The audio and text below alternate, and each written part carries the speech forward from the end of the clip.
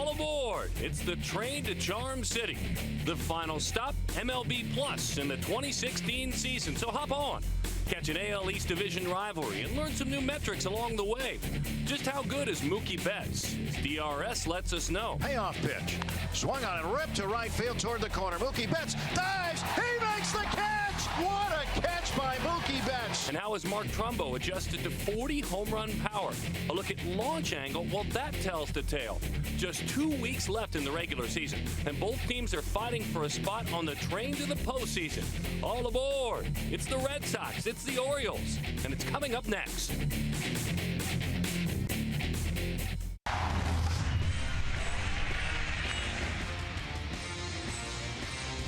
The historic ships of Baltimore Harbor. This is MLB Plus, and in that beautiful harbor, we take you into Oriole Park and Camden Yards.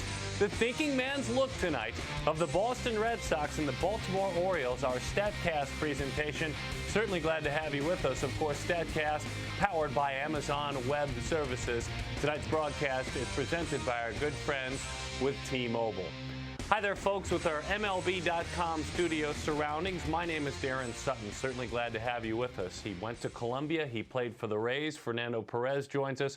Mike Petriello, MLB.com stats analyst, and certainly have enjoyed calling these games with you all season long. So this is an interesting thing, what happens when you look at this series. In just one night, things dramatically change when you look ahead at the possibility of making the playoffs for both of these teams, and it occurred with the Boston Red Sox winning Game 1.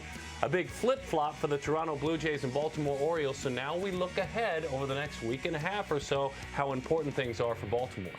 Things are tight, and right now we're just looking at who might get the ball for one of these one-game playoffs. And right now it's between Gausman and Tillman, the power versus experience. There's been a lot of talk about Drew Pomeranz hitting that innings limit, but Gausman is way over that, and he's in uncharted territory as well. So it's a 2.5-game lead in the wild card for both of the teams that are stacked up together. Boston with a very comfortable lead with a 4-game lead. So now the Red Sox, they start to make the same type of considerations for their opening round of the playoffs. Here's the thing, it's over. The Red Sox, they've won the division. I'm calling it today, right? They're up by 4. Bold by you, by the way. Well, listen, I know. This was supposed to be the one division that was actually going to give us a race. The other 5 divisions, more or less, wrapped up. The Red Sox are up by 4 games. It's the biggest lead they've had of the entire season. They're actually tied with Cleveland for the second most wins in the American League. They're really hitting on all cylinders right now. David Price has kind of overcome those overseason struggles. He's pitching well. You've got the offense, like Hanley Ramirez, Mookie Betts. Everybody's hitting well. This is a team that is ready to go to the playoffs. MLB.com analyst Jim Duquette is at the ballpark. Tim McMaster is at the ballpark. He'll be all around the ballpark. T-Mobile, greater coverage. And we want you to be involved with us. Ashley Chavez, the queen of social media. She'll be taking in all of your comments. How to get a title like that? Certainly on the final StatCast broadcast of the year. We want you to interact with us, and if you're just happening to join us for the first time at the very end of the season, we answer the question, just what is StatCast? Several years of research and development were realized in 2014 with the debut of MLB.com StatCast, the first ever reliable measurement of every play on a baseball field. Pioneered by MLB Advanced Media and debuted with prototypes at the 2014 All-Star Game, League Championship Series, and World Series, StatCast's roots can be traced back roughly a decade earlier to MLBAM's introduction of pitch tracking. Pitch tracking delivered a never-before-seen wealth of detailed information regarding every pitch thrown in the major leagues. Though a bold move at the time, today, pitch tracking technology is ubiquitous throughout broadcast television and baseball's digital products. But despite the data compiled on pitching, never before have there been reliable defensive statistics. The goal with StatCast was to leverage the technology to ensure that defense could be quantified and that a more complete picture of our game be made available to fans.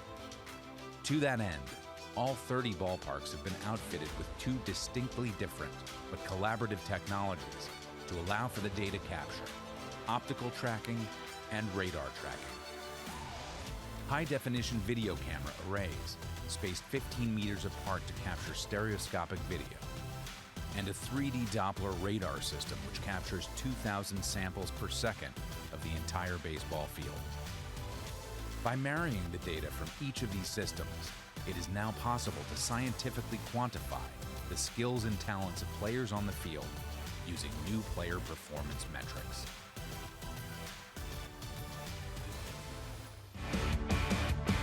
When the lights come on, everybody screaming, lighters in the sky, yeah, everybody singing, every word to every song of the girl they're taking home tonight.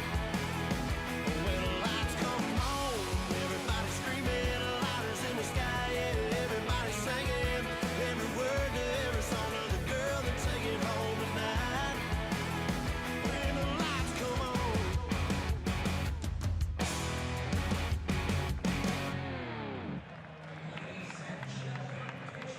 Jason Aldean, Broken Bow Records, and the light shining bright. Oriole Park at Camden Yards on a warm and overcast evening. Some light clouds dancing around the ballpark. And certainly as the sun says goodbye to the harbor, we're glad you are saying hello to us. The Baltimore Orioles and their home whites have taken the diamond. Kevin Gausman is in the center of that diamond, the right-hander making his 28th start of the year with an ERA of 3.43 this season. And this is how he does what he does. You look at Kevin Gausman's fastball and split finger fastball. He's really been a different pitcher, right? If you think about him for the last couple of years, he's been kind of average, and you see the talent. It's never really worked out. You look at him in the second half of the season, he's been unbelievable. Since August 1st, a 2.06 ERA. He has been the ace that this Orioles team has really needed. Last time out, he was really, really good. It was against the Boston. He went 8 innings, 4 hits, struck out 6 to 120 pitches, stretching himself out. Yeah, you look at what he did there. He elevated the fastball, and he doesn't really have a high spin fastball necessarily, but certainly throws it hard. He averages almost 96 miles an hour, and then he comes back with that split finger fastball. He shows the skills that we've kind of always seen, but what's really fascinating is when he's taking this big step forward, there's not a real particular reason that stands out. He's not throwing harder, he hasn't changed his pitch mixture. There's been a lot of talk about more confidence, and I'll buy into that to some extent, but he's really just made it work without an obvious reason why, and it's fascinating to see that happen. Facing the Boston Red Sox, Mookie Betts is at the top of the order tonight, some juggling around. Dustin Pedroia trying to get a little bit stronger, a little bit more healthy. We'll explain in a bit. And Hanley Ramirez in the middle of that order. Hanley Ramirez, if you look at his stance this year, the thing that I love is that he's got such a solid base. His head is really still. He simplified his pre-pitch routine.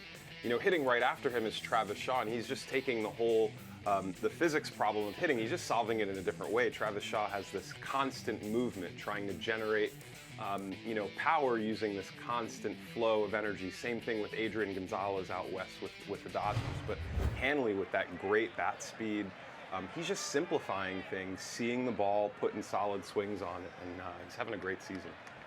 314, 356, 541. Triple slash for Mookie Betts as he digs in. The MVP candidate at the top of the order, and he takes a pitch off the plate. A little bit over 93 miles an hour, 93.6 miles an hour, and we're underway. We're glad you're with us tonight. Final MLB Plus StatCast broadcast. We hope many more to come next year as he bores that one in tight on the hands. Betts 1 for 4 with a homer in the opener of this series, 9 of his last 25, and in those last 6 games, a weighted runs created plus run of 160. Been an incredible year for him. Down off the end of the bat with a breaking ball, dumped into center field. That is a base hit. And right down the rabbit hole there, that perfect exit velocity and, of course, launch angle. Yeah, the way Mookie Betts has really been attacking the Orioles in Camden Yards lately, to hold them to a single might almost be a win, right? But you're kind of right. That was a ball right down the pipe. Something interesting I noticed here about Gausman, his first pitch, extension, only 5.8 feet. That's below average, and it's below his average. You're kind of short on that ball. So something to watch for if he does that all night, or if that's just kind of a first pitch jitters in. Betts is on. Betts has got 24 stolen bases. Mookie's been caught 4 times. We'll introduce you to the defense. We've already seen them here in just a bit. Xander Bogaerts is in the 2 spot. What good pitch tight. That one's rolled foul. Adam Jones anchors the defense in center field for Baltimore. Yeah, if you look at Adam Jones, this is not a strong defensive outfield. It's actually got the worst defensive run saved in baseball this year, and one of the worst of really on record. Adam Jones plays so shallow, and I think that's a big part of it. There's a lot of balls that go over his head. Doesn't necessarily mean he's as bad of an outfielder as the numbers say, but since he plays in so much, a team like the Red Sox can really take advantage of that. He's challenged him, belt tied down the middle. It's really interesting what you say. I think that with the advanced metrics, I think, a player of Adam Jones's caliber, I don't think you would think of taking him out of center field before his time's done, but you've seen that a lot in, our StatCast era, where a lot of, great Hall of Fame type center fielders are moving before their time's done just because the numbers are saying so. Yeah, I think if they had someone who was really capable of playing there on an everyday basis, it might be something to consider. Been a story of two halves for Bogaerts. Very, very strong in the first half. Maybe had a little bit of luck on his side as well. But here over the last week or so, those numbers ticking up, but it definitely has been a quieter second half. Yeah, you can see the weighted runs created plus. So 100 is league average. Before the All-Star break, a 130, that's elite. That's 30 percentage points above league average. But since he's actually been a below average hitter, not so much in just the home runs, you can see 10 and 10, but the balls aren't falling, striking out a little bit more. He's still a very quality player. He's just not quite the same guy who looked like he became a superstar early in the year. Orange Stad Aruba. You're watching MLB Plus featuring StatCast, and it's powered by Amazon Web Services.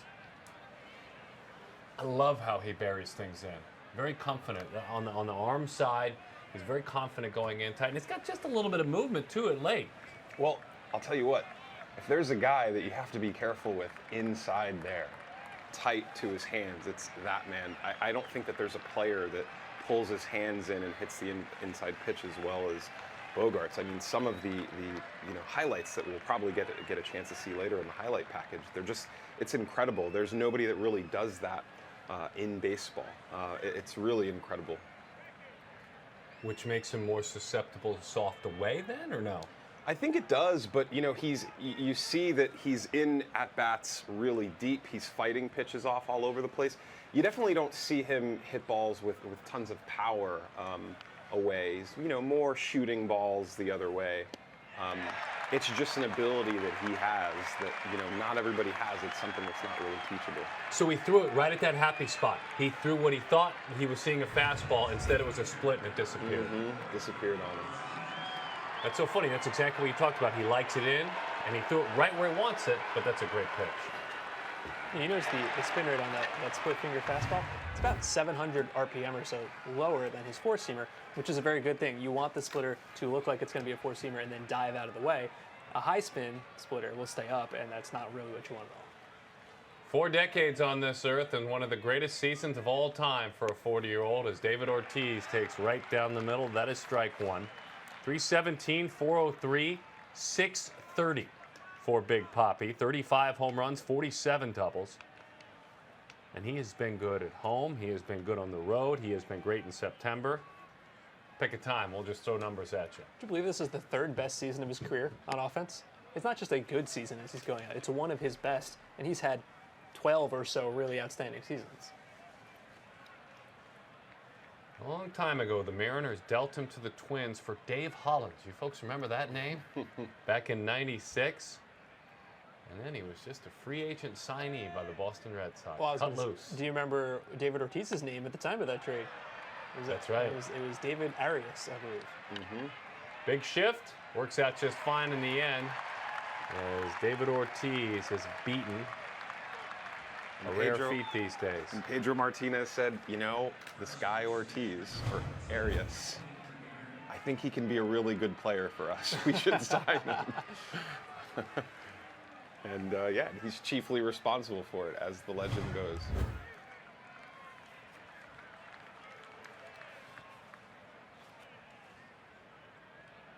Hanley Ramirez now. 293, 363, 575. Hanley with 28 home runs. Same total in the doubles category. So obviously we see hitters, they change up their stance. Sometimes, in the course of a season, the course of their career. Hanley has just really simplified things. He's had the leg kick for a little while, but you see his head is really, really still. Really helping him out, just simplifying things. He's got great bat speed, and he's just letting it work. What a run this has been, huh? Well, and it goes back even farther than this. This is just over the last 30 days. It shows he's been one of the 3 best hitters in baseball, but it really goes back to June. It was reported on June 22nd that he'd raised his hands a little bit, get those hands out of the way of his leg kick, opened his stance, and really it's since then he's been one of the 5 best hitters in baseball. To that point, 333 on base, 377 slugging, not that great. Since then, 393 on base, 651 slugging. He's become really an elite hitter. Again, he's like the old Hanley that we've seen. Although this is always the issue with Hanley Ramirez. Right off the top of the foot. Yeah. He gets that lead foot down. And looked like he got right on the top of the arch. And he is not comfortable. Tossed the bat away initially, just trying to walk it off. I mean, that's usually the issue with Hanley is health. I mean, health is honestly, it's an underrated issue in sports, especially when we have players that are unwilling to, be truthful about what's going on. Obviously, there's no incentive for them to be truthful about what's really going on. And there've been, mostly a lot of problems that have been, hamstrings and things like that. It's really plagued him, and I think that's really what was behind last year. I don't really buy into the idea that Hanley just wasn't hitting well. I just don't think that he was well last year.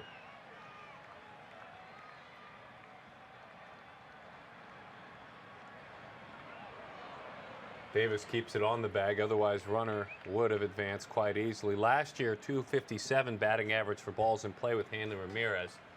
An exit velocity to go along with that of 91.02. So he goes up just a bit this year, 91.84. So maybe there is a little luck involved because his batting average for balls in play is 325. Yeah, and a big part of his turnaround has been launch angle. Because he was hitting a lot of grounders early in the season. Through that June 22nd date I mentioned, his launch angle was about 5 degrees.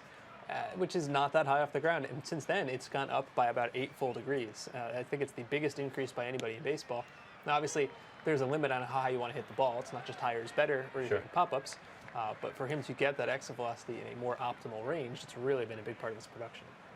Just kind of showed him a loopy breaking ball. Certainly not his best pitch by any stretch to show Ramirez that he had it. I would imagine to come back in now. And he was 1 of 4 last night. 48 hits in his last 34 games.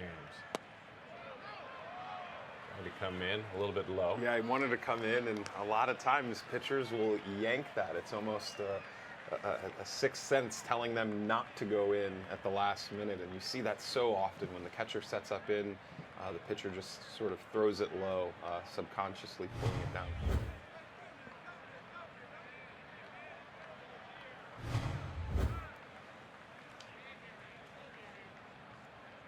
Hitters count. Let's see if it's a secondary pitch. Couple of outs. See if it throws him a splitter on 3-1. Dips it in there. That's exactly what it was, and it missed low. Looked like a pretty good pitch. Xander Bogaerts saw a pretty good pitch, too, as we look back. The StatCast peek at that one, a split-finger fastball. Look at the dive on that pitch. And you can see the low spin right there. That is, it's one of the most unhittable pitches in baseball when you can locate it right, and really when you can make it look like the four-seamer coming out of your hand. Kent State University's very own Travis Shaw. Producing guys like Al Oliver and Thurman Munson back a generation ago. Kent State. Shaw this year slugging .440 with 16 home runs. Just missing. 1-0 the count. Andy Sonnenstein as well, friend of the program, another Kent State guy. Pretty much everything from Gausman so far, with the exception of the one pop-up, has been low. Everything low, low, low. And he's not really challenging guys with the fastball high. We saw in that highlight film last time against the Red Sox. That really worked to his advantage. Lines that one toward right center field. Hangs up plenty long enough. Missed the spot and it worked out for him. Worked out just fine. Just a little bit in on the hands. And so Gausman gives up the single to Mookie Betts. It's a strikeout of Bogaerts. Ortiz pops up in the infield.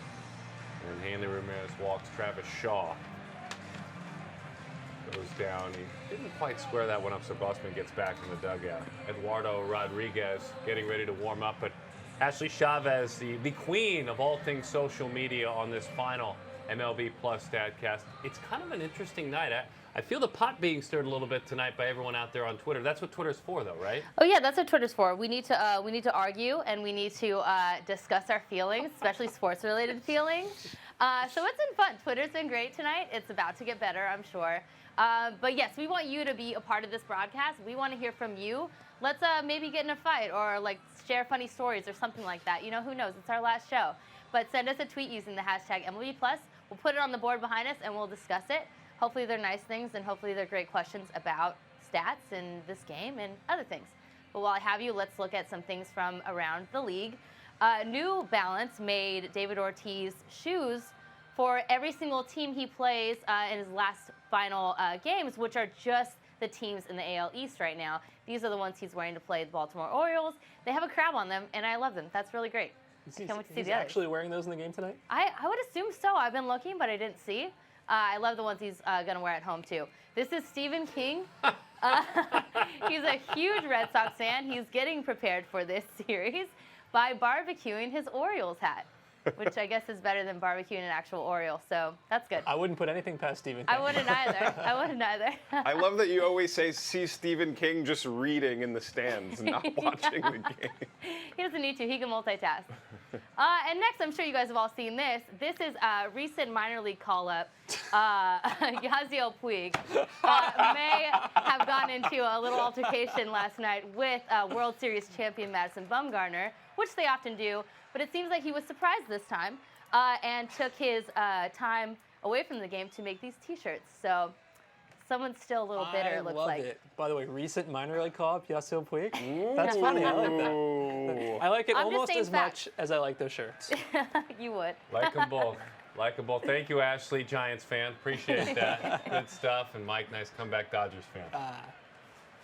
Away we go, Eduardo Rodriguez. We're not done with that subject. That's a great, great continuing subject throughout the rest of this in-between innings of broadcast. Adam Jones to lead things off. He doesn't waste any time.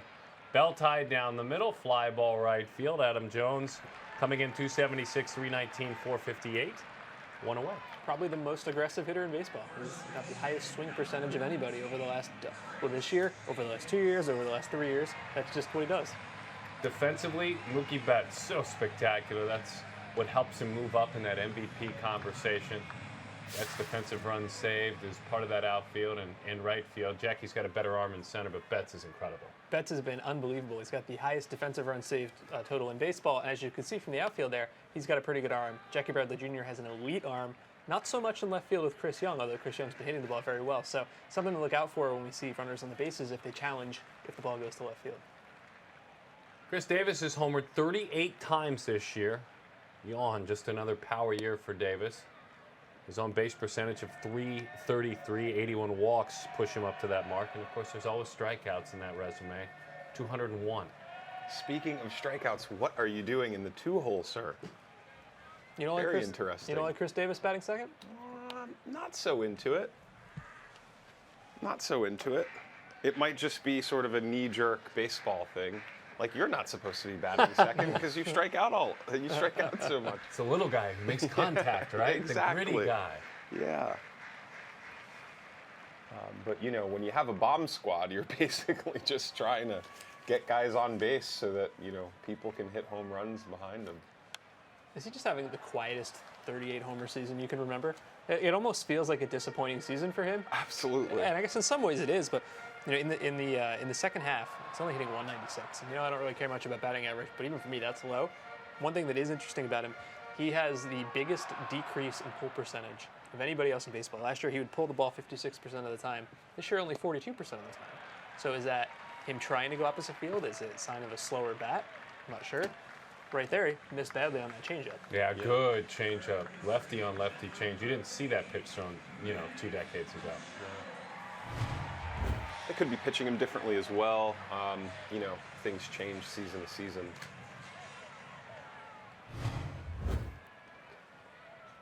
Rodriguez, quite pedestrian last time out against the Yankees. 2 1/3, 8 hits, 4 runs allowed. No decision. His team won the game. They won it 7-5. In the 3-hole, Manny Machado, MVP candidate. 352 on base, 553 slug, 36 homers, 39 doubles. Rodriguez got off to such a rough start this season. Actually so bad he actually got sent down. He had an 8.59 ERA after his first 6 starts. And when he came back, he's been a different pitcher. 3.25 ERA since, and the big key is he's really started using his slider more. So keep an eye out for that, because before, hitters were just kind of sitting, fastball change. And we saw the changeup's a very good pitch, but fastball change isn't really enough to throw hitters kind of off the trail. The slider and the increased usage has really helped him a lot. Peeking in and over those bullpens from our T-Mobile Greater Coverage cam. Tim McMaster, our T-Mobile Greater Coverage reporter, we'll hear from him in just a bit. Is that good two-seam fastball down and away, over-swinging a little bit, fouled off of the plate. It's a pretty good 2-0 pitch right there. Didn't look like he was quite committed to swinging, you know?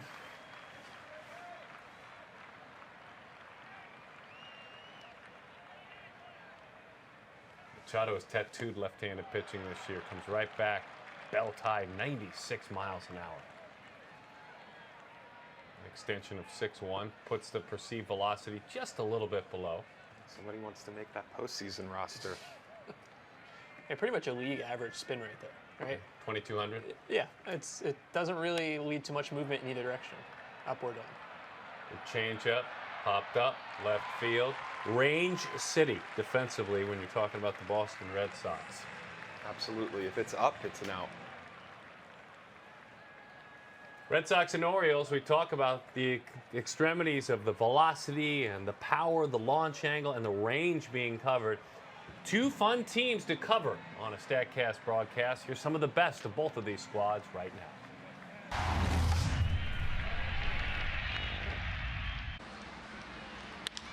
And center field, Adam Jones comes in, makes the catch. Rollins tagging. Here comes the throw. Here comes the throw. He is out at the plate. Adam Jones guns him down. Wow. You will not see it any better than that. Not only is it a great throw, it's a great tag by Wieters. There's a high deep drive left center field. He torched that one way back. Gone! Another one for the Red Sox. Boy, take cover the way that one came in. His 4th home run, and he got it all. You know, I want to see the exit speed on that one. I know you love your exit speed. Yeah, I love the exit speed. Has he got another one? Yes, he does. Way back, and goodbye, home run. Out of the rumble by Trumbo. He's got 2 in the ball game, and the Orioles come back and tie it up at 5. Tied for the lead in the American League in homers. High deep drive into left field. Down into the corner again. Benintendi near the wall. Leaps. He's hung up. Did he catch it? Oh, you got to be kidding me. He took one back. Hung up by the hips on the wall, and he brings it back. Goodness gracious. What a sensational play. Extremities, positive extremity like Rick Porcello last night. 9 innings, 4 hits, 2 runs. Didn't walk anyone, struck out 7. If you're into wins at all, he's got 21 of them. It's been a really good year, 3.08 ERA. You know why Porcello has been successful this year? He has a very high-spin 4-seam fastball. Well, that should lead to strikeouts. And last year he fell in love with it, but he didn't locate it very well. He kind of located it right down the middle of the plate. It got crushed. Started using it less. He went back to the sinking 2-seamer, putting the 4-seamer high, and it's really been a big part of his turnaround. So Porcello, strong, young. Chris, that is, the pitcher. Well, he's not out there. This is the outfielder.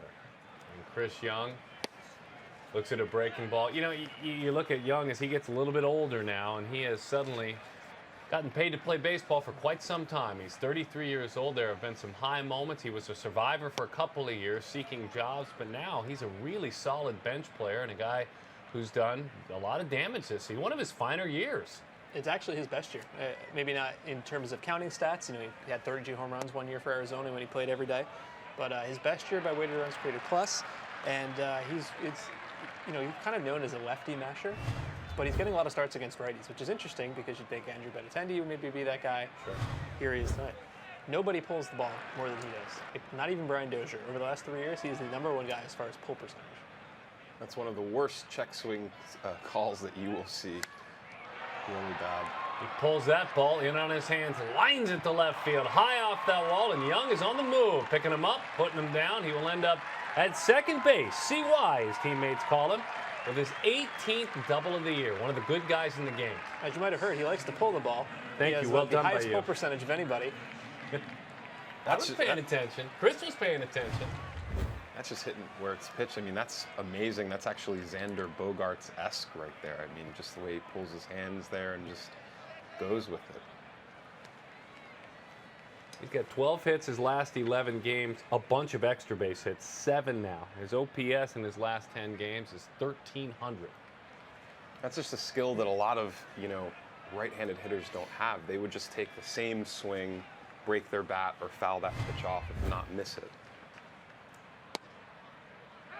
Right at the knees, outside corner, Jackie Bradley Jr., Red Sox center fielder.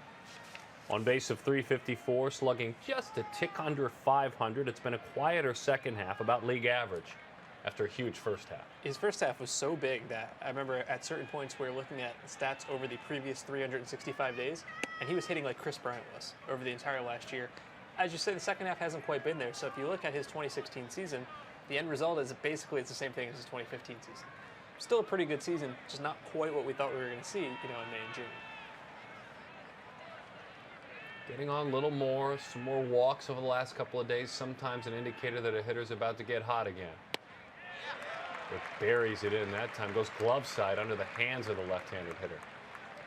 It's interesting to kind of consider how the team is doing, how that impacts the way that each player plays, You can make the case that when a team is really, really terrible, sort of frees a player to have a breakout season. But also, when you've got tons of guys that are having great seasons around, obviously we know that you're going to see better pitches when you have protection in the lineup. But when there's not much pressure on you because everyone's doing well, it definitely has to help things. Chris Young with the leadoff double. A hanging splitter a moment ago. He throws a second one. He's babied 2 of them in there, and they both have stayed up above the knees. Not throwing either one of those with conviction. He hasn't looked really sharp in the early going, has he? I mean, we've seen the velocity, and that's great, and we've seen 1 or 2 of those good pitches, but yeah, I think, as you said in the first inning, missed his spot and kind of still got an out of it. You can't really get that far into the game if you're going to miss your spots, too many pitches. Well, power pitchers will do that. They will miss spots and get a lot of outs. But, at the front of the show, we talked about his innings limit, and I think in general, the adrenaline will help him sort of overcome that and make it to the finish line.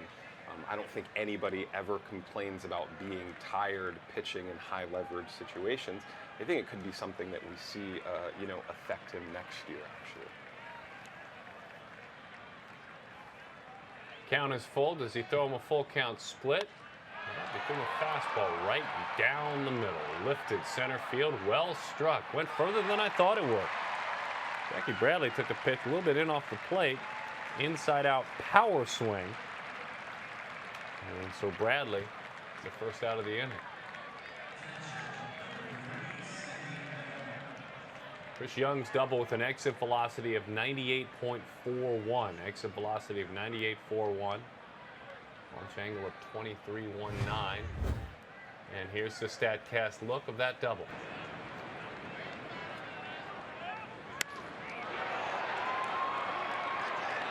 23 degrees is pretty solid. 25 to 30 is usually what we say is a sweet spot for a home run. So if he'd been able to elevate that just a little bit more, he might have been able to get it out of the park. Sure, he'll be happy with that double. Sandy Leon, 70 games. Yeah, the pleasant surprise, I was going to say. Yeah, I mean, both the Yankees and the Red Sox, a lot of fun behind the plate the last couple of months, right? Absolutely. Well, I was actually just thinking, the better teams in the league, I mean, all of these just amazing contributions out of nowhere. I mean, the Cubs, we're not expecting the Cubs to, upgrade at catcher, in the middle of the season like that. We weren't expecting this, and just, happening to teams that are already quite fortunate. It's amazing.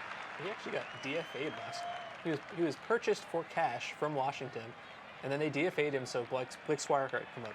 Nobody claimed him. And really, no one should have claimed him. For good reason. No one could have possibly seen this coming. He has been the best hitting catcher this year. Think about that. It's insane. Infield in. Been the entire at bat. It's a hot shot right at that drawn in infield, and that's all they will do, having to tumble off the bag, Machado, just to keep it from falling away. I think he kept his foot on it. Good fastball, jammed him. You're exactly right. I mean, we spoke about that earlier this year. We were talking about Vasquez primarily and Hannigan. That's all we were saying. You know, Sandy Leon, he was not factoring at all in our discussions, and you know, we've just gotten even more fortunate, just like the Cubs have. Sandy Leon this year, trying to find his way. Maybe the last week or so, they're figuring out a little bit. Didn't really square that one up. 2 of his last 21, so hoping to get hot one more time. 24 years old, out of Santiago in the Dominican Republic. This is Marco Hernandez, who is in there for Dustin Pedroia tonight. He began his career as a Cub, signed as a free agent back in '09 to Boston for Felix Doubront around Christmas time in 2014. And he takes high up and out of the zone, 1-0 the count.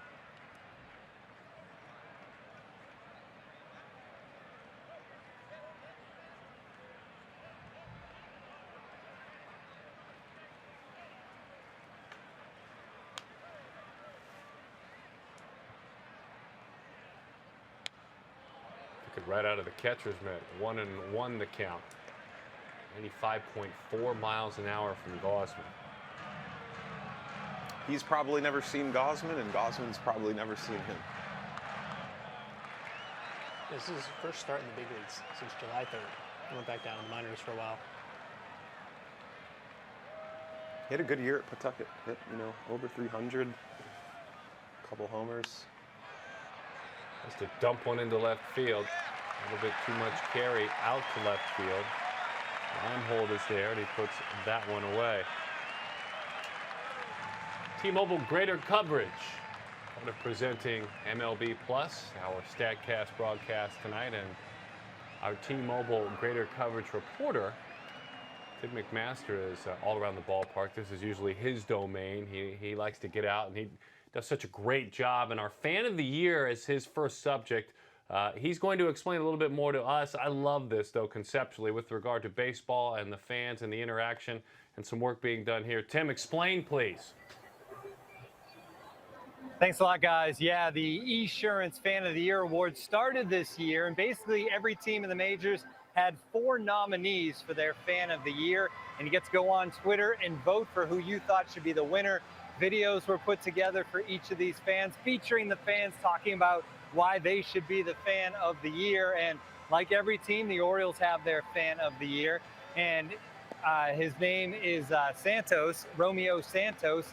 He's your winner. We got a chance to catch up with him a little bit before the game today because, like every game here at Camden Yards, he was here. He grew up, guys, just down the street from the ballpark. His first job was here at Camden Yards. So let's check in with Romeo Santos. Let me tell you why I'm the Orioles Fan of the Year. I not only bleed black and orange with tattoos, but I named my son after the ballpark that forever changed baseball. I also grew up down the street, Babe Ruth's neighborhood called Pigtown. I remember being a little boy and watching the games, and Cal Ripken would be at bat. We would hear Camden Yards, the crowd go crazy before we would see it on TV, and next thing you know, Cal Ripken would hit a home run. The Orioles fundraising program put my friends and family in the seats and to raise money for critically ill children, to show not only my love for the Baltimore Orioles, but to do some good in the community. I've been coming here since I was a little kid and doing a hat thing for about 10 years now, so a lot of people recognize me anyway. So, you know, when they found out that I was up for Fan of the Year, a lot of people were tweeting out, and a lot of family and friends, and it was awesome. Absolutely awesome. I've made some of the best friends at Camden Yards. I have one of my babysitter I met at Camden Yards. You know, a couple of my best friends I met at Camden Yards. It's like a literal family. I can call like any of these guys up for anything. Like dozens of people I see every game.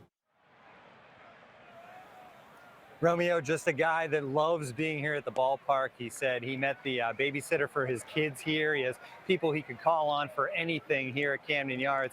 And one interesting thing he said, guys, was that when he found out Zion Harvey, the 9-year-old with the double hand transplant that threw out a first pitch here at Camden Yards earlier in the season, was one of the other finalists, he actually went on Twitter and he tried to get Zion to be the winner. He wanted to see Zion win, but at the end of the day, Romeo is your Orioles Fan of the Year. That's great stuff, Tim. We appreciate that. Our T-Mobile Greater Coverage reporter, Tim McMaster, and I think that's really cool. Mark Trumbo just missed it. Fly ball center field. Seeking home run number 44 instead. First out of the inning. He's so locked in, he knew immediately he didn't have it. And he was, only a couple steps off the warning track. See how annoyed he gets. The funny thing, right-handed power hitter has not hit lefties well this year. Destroyed righties. And you get a guy who maybe there's a little bit too much aggression. That front shoulder leaves when you think you see it so well. Weighted runs created plus of 64 against lefties. 136 against righties. A quick analysis on the maybe why.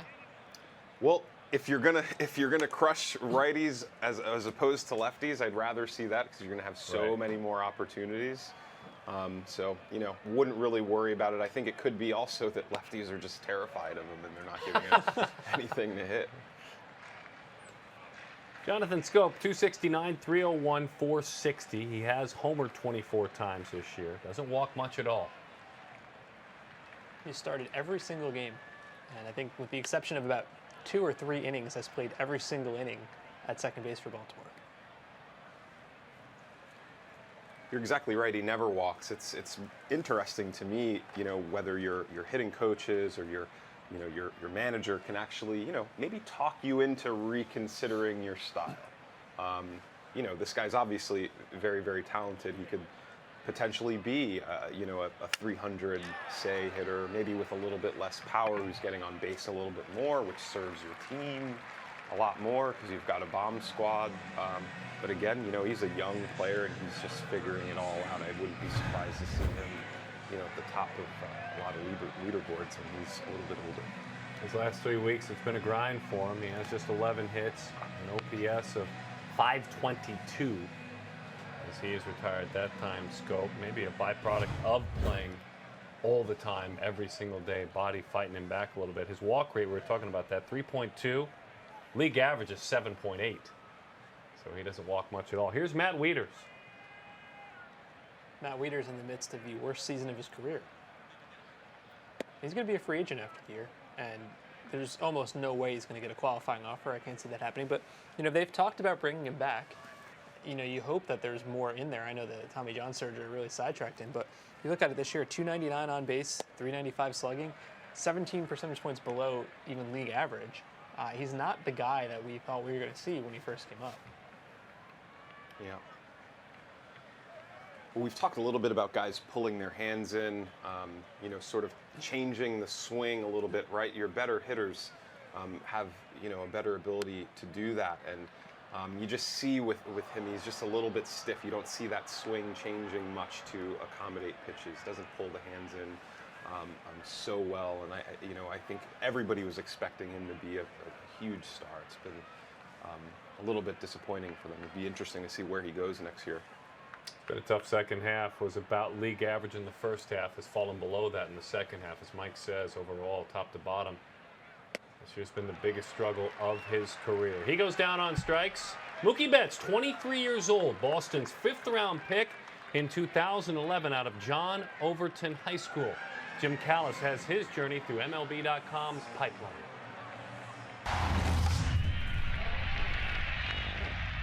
Mookie Betts was a 5th-round pick in 2011 out of a Tennessee high school. He was also the Tennessee Boys State Bowler of the Year that year. Red Sox wind up signing him for $750,000 at the signing deadline. He played briefly that summer, had a modest, more extended pro debut in 2012, and then things really began to take off in 2013. And the Red Sox, when they signed him, they liked his hitting potential, they liked his athleticism. He started driving the ball, on a much more consistent basis in 2013, wound up going from low Class A to the big leagues in less than 2 years. Also, while having to learn a new position, he came up as a second baseman. Dustin Pedroia obviously entrenched in Boston, so Betts had to learn to play the outfield.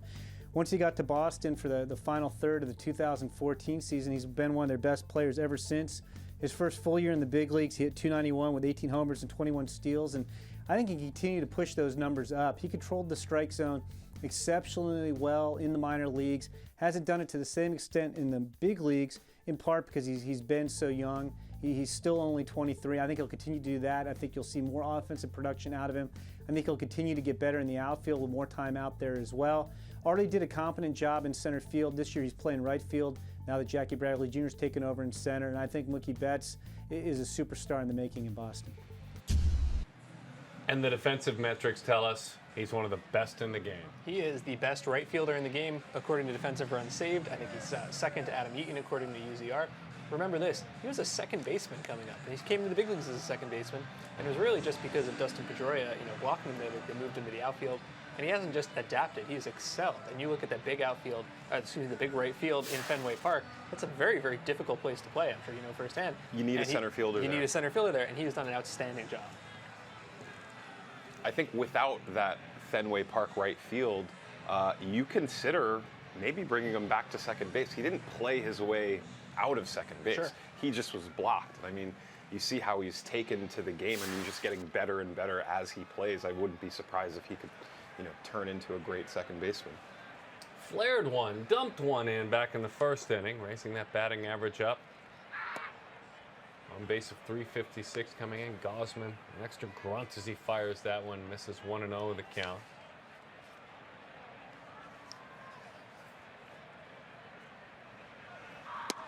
Talking about it, Jim Callis was what a great bowler he was. His mom, Diana, played softball in high school, played it well, was bowling, was at the alley the night before Mookie was born. Do our best to get some metrics on that score. And on the knuckles. Did he just do it again? Yeah, you betcha. Couple into the rabbit hole, if you will. He's hitting approximately 4,000 at Camden yards this year. I said Adam Jones plays really shallow. Apparently not shallow enough for these two Blues. First one, 68.8 miles an hour, and a launch angle of, 28.5. We'll have to figure out what this one is. Great pitches. I mean, he was out in front on the first one, but this one he got jammed. It was just a great pitch. The way Gosman throws across his body, it actually reminds me a lot of Jake Arrieta, who, when he was with the Orioles, they actually wanted to straighten him out. And that didn't work very well. No. He just was another guy throwing about 94 without deception. Deception is so important. That intimidation factor where it looks like he's, going to throw it right at your chest, and instead throws across his body into the strike zone. I mean, that's very valuable. Betts, by the way, 600 at Camden Yards this year. Is that for real? That's like coach pitch. That's seriously? Yes, 600. coach pitch. So I was close. To the right side. Andrew Bogarts is 0 for 2, strikeout and a line out to right field. 8 home runs, Betts, in this ballpark. He's got 2 Texas leaguers that he'll certainly take. I mean, just epic stuff. When you were talking about right field in Fenway, right field at Camden Yards, if you think back, how many highlights have you seen of right fielders making plays at Camden Yards? Just not that much. Right. Just, you don't hit the ball over there. Mark Trumbo is kind of like a designated hitter out there. Not much to do. He just takes a jog out there and doesn't, make too many plays. I guess that's the only way you can have him play in the outfield. I'm going to say he's very much like a designated hitter out there. Here's David Ortiz. He takes a split-fingered fastball away.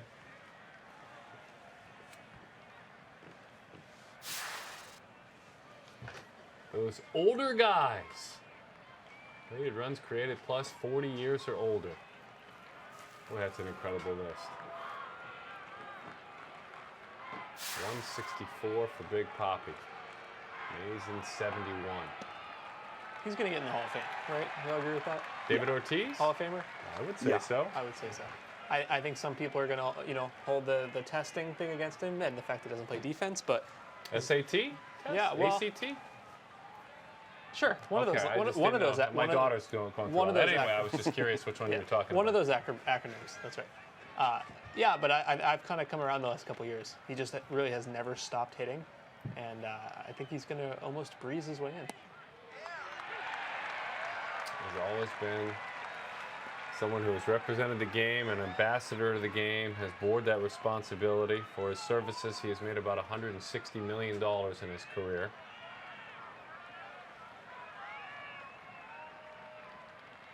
Number 2 on his team in launch angle, so he tries to get that backspin on the baseball. He's done it quite a bit. His average launch angle of 15, at about 15.03. He did not go around on that split-fingered fastball. Big Papi holds up.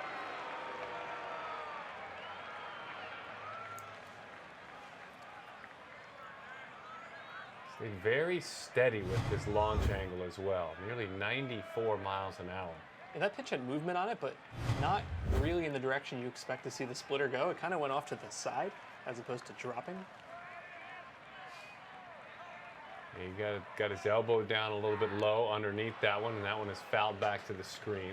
It's a dangerous pitch if it flattens out, right? I mean, you don't want that one flattening out. Yeah, well, it lets the hitter stay through it longer. And, you know, the hitter is just trying to stay on the ball. If it flattens out, he can stay through it longer and hit that ball a lot further. 538 career home runs. Mike Schmidt, 548, number 16 ahead of him on the list. Our T-Mobile greater coverage cam from up over that high wall in right field at Camden Yards. Right behind that DH, Mark Trumbo out there.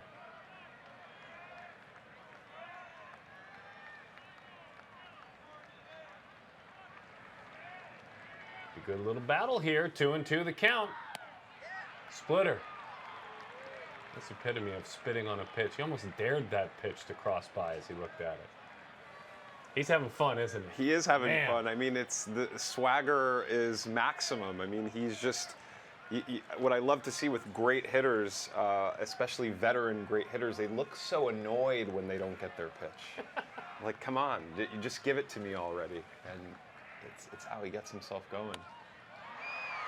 Into center field, it's a base hit. He did throw him a split. Betts easily goes first to third, so you always think, okay, he's going to flatten that pitch out, he's going to pull it off the wall. Instead, that was a little more like Rod Carew, not David Ortiz. I can say I didn't really like the approach that at bat. Every single pitch he threw him was low and away. And then I think there was 3 or 4 splits right in a row. He saw the same pitch, the same location each time. I don't think you can be surprised that Ortiz could square that up. It's something he'd just seen how many times in a row. You got to mix it up a little bit. You know, drop in a breaking pitch, get high, get in his face. It seems like you're showing him a little too much respect. Launch angle of just under 4 degrees for Big Papi. 95.5 miles an hour exit velocity. And here's Hanley Ramirez. Scoreless game, top half of the 3rd inning. These two teams this year playing for the 17th time, all even, 8 apiece.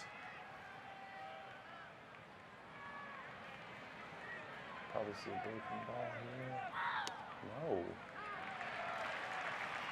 Pretty good fastball there, right below the knees with a little bit of tilt on it. Yeah, Hanley was probably thinking the same thing. Extension of 6.4, so the perceived velocity just a little bit below that of the 97.5.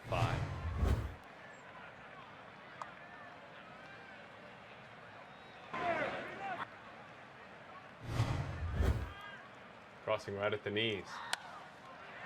Gosman's got to recover. One, barely, a little soft flip, and a run scores. That inability to make the play, it was squared up, but the inability cost him a run. 1-0. Well, you see, those are 2 fastballs that are very hittable fastballs, and you know, just the situational thing of overthinking and thinking, oh well, of course he's not going to throw me a fastball first pitch. Of course he's not going to throw me a fastball on the second pitch.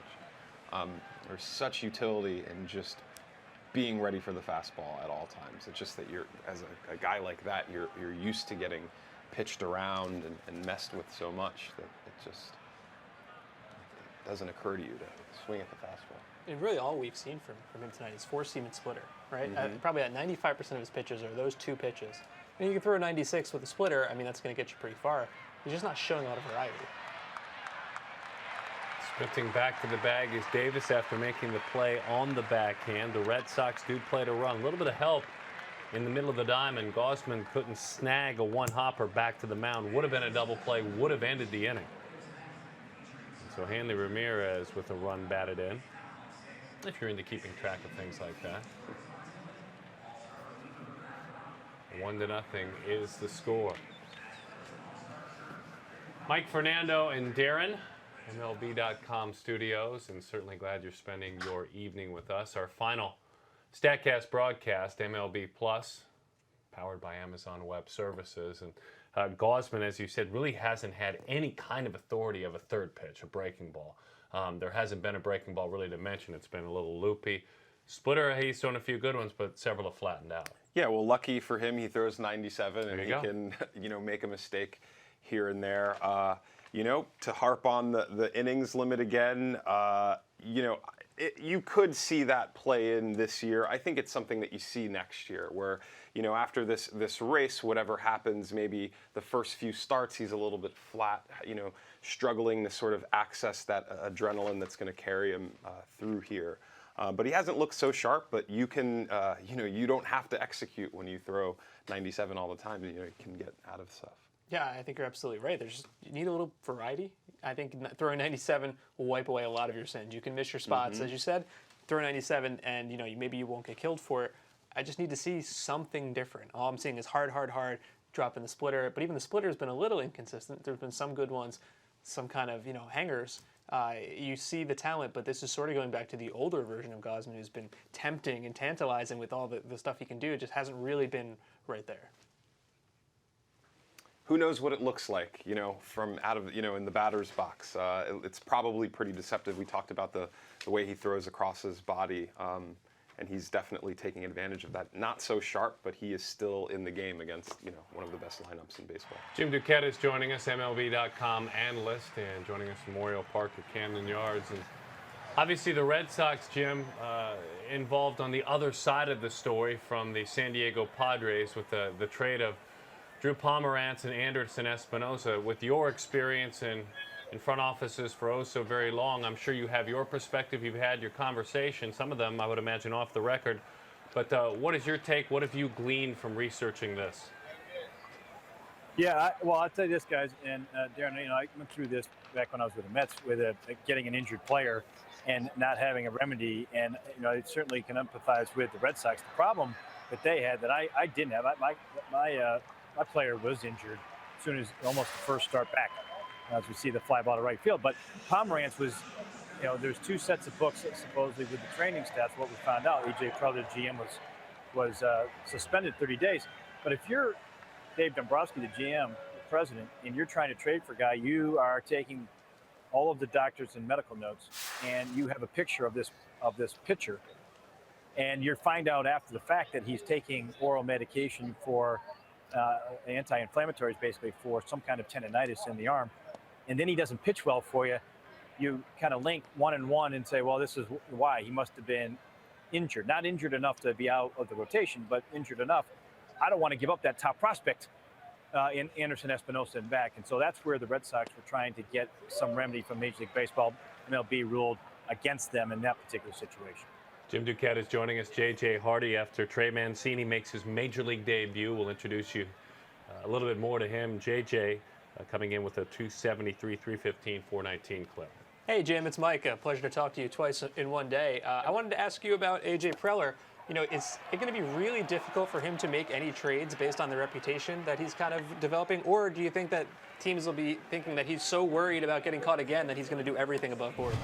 I think it becomes very difficult to make trades. I think they still will because you still are looking for talent, but you're going to be extra cautious in what you're dealing with him, and you're going to certainly ask for and make sure that you document all of your conversations with him and make sure that the notes are there, and you have Major League Baseball review them as well so that they're in the loop on it. I think there'll be some other remedy that teams will take and probably will include Major League Baseball. And what happens sometimes there in that sense is the confidentiality of it comes out of it a little bit when you start to include other parties. So it is kind of a tricky situation. He's going to have a hard time in the industry. There's a lot of the general managers upset in that regard.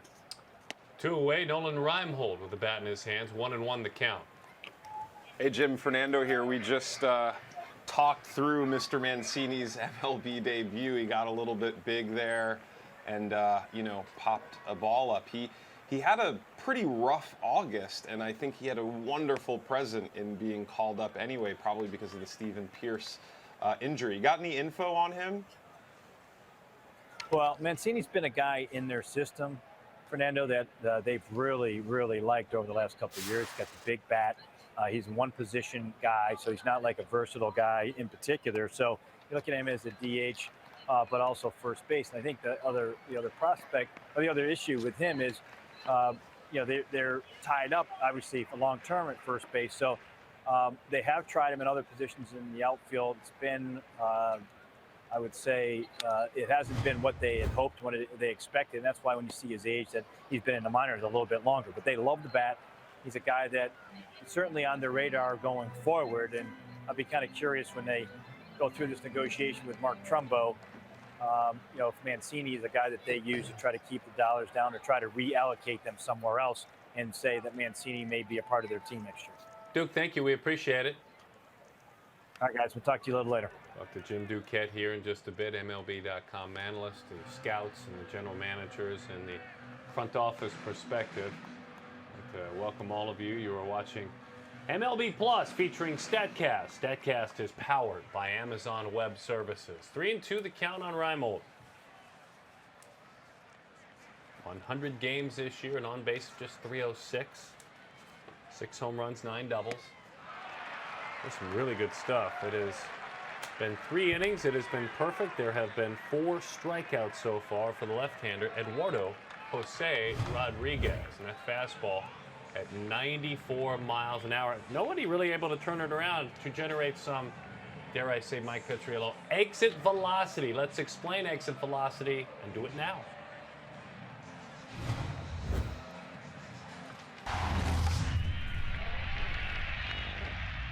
Exit velocity is exactly what it sounds like.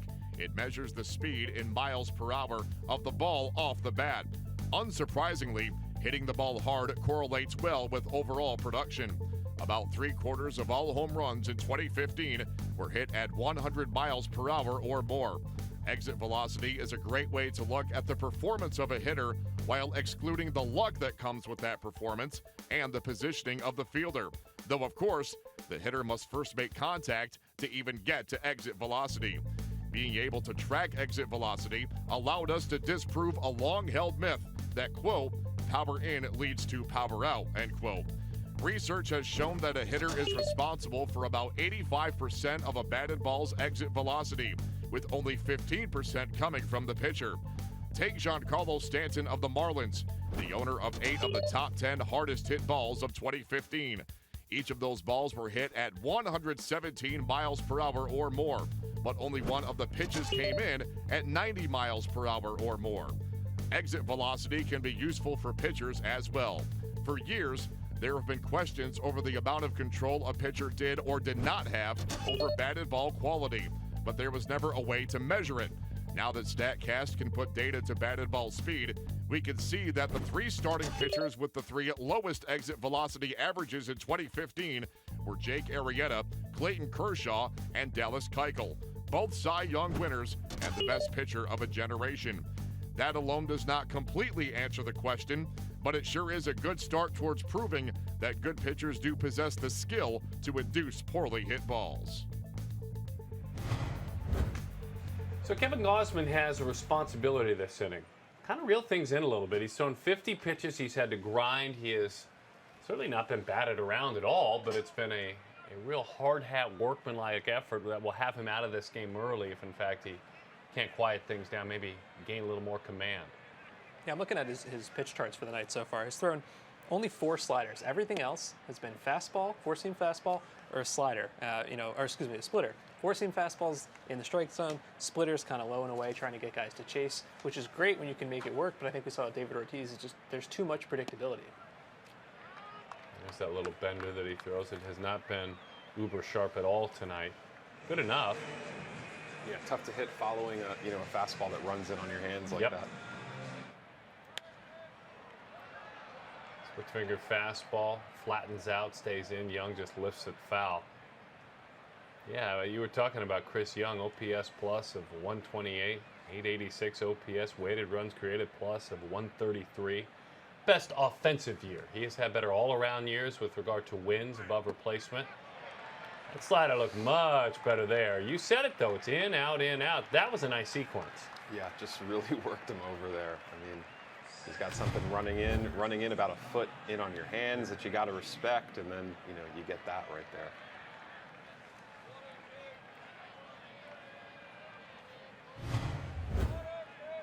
Young has always had that trademark move of almost trying to drop the bat as he checks his swing. He's had it his entire career. I think you might have learned that from Eric Davis. Okay. I forget who it was, but it was a trend. Sort of, you know, when you're about to check your swing, you just drop it to sort of help you, you know, check it. It was a trend start. I want to say it was Eric Davis or someone that did it. Who knows if it works, but, you know, it's baseball, so we just pretend all of our inclinations and superstitions work. It's pretty quick hands. That's one of the guys that could be quick enough to drop the bat and catch it before it hits the ground. Did you like that first pitch there to Bradley? 96 miles an hour, right down the middle. I mean, middle. It says, give it your best shot. And I like that Bradley went after it. And with the swing he put on it, if he'd made contact, that ball might have landed into the next state. Like that one? That's exactly what you're talking about. Goodbye. Jackie Bradley touch 'em all. His 26th home run of the year. And the Boston Red Sox lead it 2-0.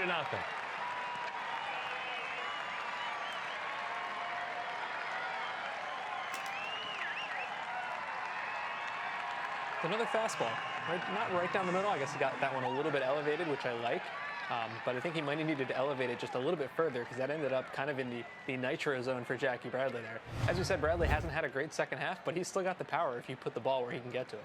What we saw there was an in-at-bat adjustment. That first fastball that he missed, a little bit big with that swing, right? Taking a little bit too much, and he's just trying to put the bat on the ball right there. And, you know, when it's coming in 97, squared up on that sweet spot, it's going to go really far. I mean, he just made a nice little adjustment there. 408 feet to dead center. He put that ball 106.5 miles an hour off the bat. That is crushed. There's been some late season strength. That one there, and since September 1st, he's had a handful that have gone well over 100. 109.2. Makes the velocity high since September 1st as the season maybe saps a little strength.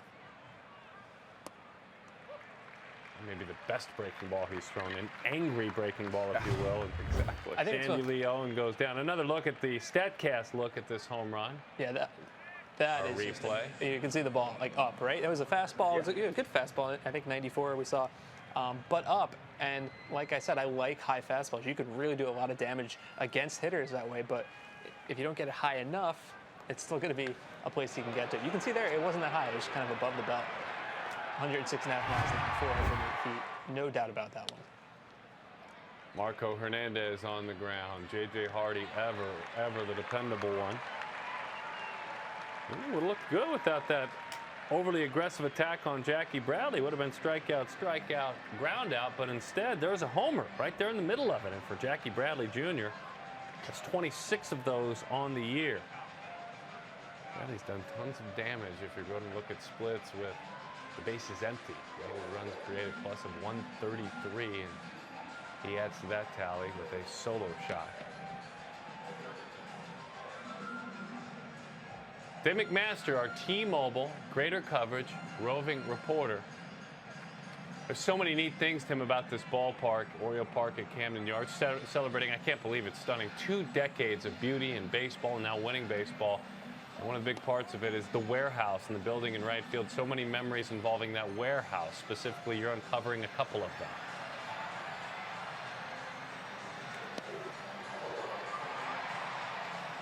You got us, Tim? Hey, guys, thanks a lot. Crowd's getting a little rowdy here in the middle. That's all right. It's tough to hear you guys amongst the crowd here in center field. But yeah, Utah Street, guys, is, of course, one of the special things about Camden Yards. And as you walk down Utah Street, one of the coolest things is if you look down at your feet, you can see the little baseballs where all the home runs have been hit here at Camden Yards onto Utah Street. Overall, guys, 85 home runs have been hit there in real games. And then, of course, Ken Griffey Jr.'s mammoth shot in the 1993 All-Star Game, which is the only home run that actually hit the warehouse itself here at Camden Yards. The rest of them off Utah Street. As for Orioles, Chris Davis leads the way, 8 home runs onto Utah Street for the current slugger for these Baltimore Orioles. As far as the Red Sox go, you'll see some interesting names out there. Mo Vaughn, Troy O'Leary, some of the guys. But of course, David Ortiz has put his name on Utah Street a couple of times. 2003, September 9th, he hit a ball 430 feet to right field onto Utah Street. And then May 21st of 2012, he went 423 feet onto Utah Street. As for the 2016 season, guys, so far 3 home runs, all by Orioles players onto Utah Street, which is about right because 25 years, 24 years here at Camden Yards, we've seen 85 home runs, so we're on that regular pace. Thank you very much, Tim. Our T-Mobile Greater Coverage reporter. We'll hear from him again in just a bit. Love that. Love the setting there, the Utah Street history. Some good food on that street as well, I believe. Good barbecue. So Adam Jones, Chris Davis, Manny Machado. Mike, that's a great example of the high fastball. You know, it's high risk, high reward, obviously. High fastball there. It works, you know, fouls it off, can't get on top. Yeah, if you can place it, and especially if you've got a good high spin rate on it, it can really be effective. I think that's the biggest part of Justin Verlander's renaissance, is he can do that and he can place it properly. The guys just can't catch up to it. And he's looked like the old Justin Verlander for that reason. Yeah, you gotta have the feel for it. It's very difficult because you know you might get hurt up there, but something that you learn with experience. It's why he's been so good with it. Slider right under the hands of Jones. You saw his Twitter handle a moment ago at simplyAJ10. He's a good follow on Twitter for a couple of reasons. Not afraid to be himself, but also not afraid to lift up a whole bunch of efforts in the community. And he uses his strong social media presence to raise awareness and a lot of money for people in need. Part of Major League Baseball's Play Ball initiative. He does our job, hosting a show every week.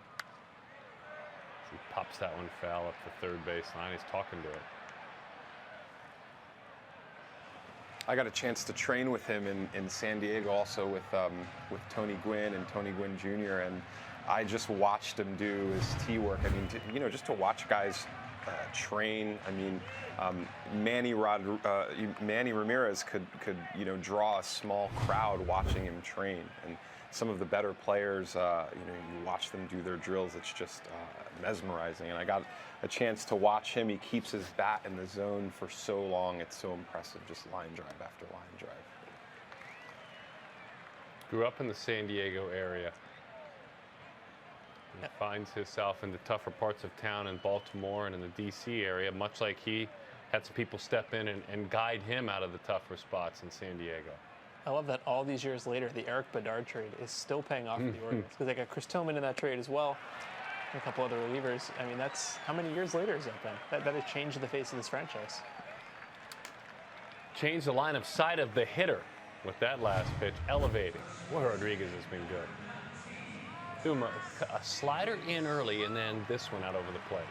If you look at the sequence there, fastball, a couple of sliders, and he comes back with a couple of fastballs. I love changing the hitter's eye level, not allowing him to focus on one area, not letting him think, well, I'm pretty sure this ball is going to be here, so I can focus there. I can at least get the bat plane there, and I just have to worry about the speed. Davis, right field, 2 outs.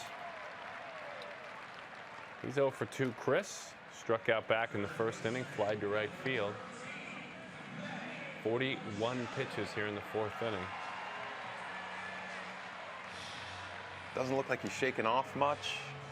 Just comfortable in the groove, just trusting his catcher and rolling with the game plan. You almost wonder, I'm just thinking of Dave Roberts, right? Having to pull Rich Hill in a perfect game and having to pull Russ Stripling with a no-hitter. Are we to the point where managers are like, just please give up a hit. I'm not going to let you go 9 innings tonight. Just one, just a single, just a bloop, just so I don't have to be that guy. Well, how do you feel about the decision? How about Rich Hill? Let's talk about that. Was the right decision, without question. Absolutely. Yeah, if it was somebody like Scherzer or Bumgarner, fine. Rich Hill, he could be blown over by a late breeze. He is the most fragile pitcher in baseball. They need him for October. He made the right decision. Absolutely. Totally agree. Pretty good breaking ball, missed in and off the plate, though. I mean, you'd have the same situation with Gausman tonight. If Gausman went out there and was throwing a no-hitter with 110 pitches, in the 9th inning, what do?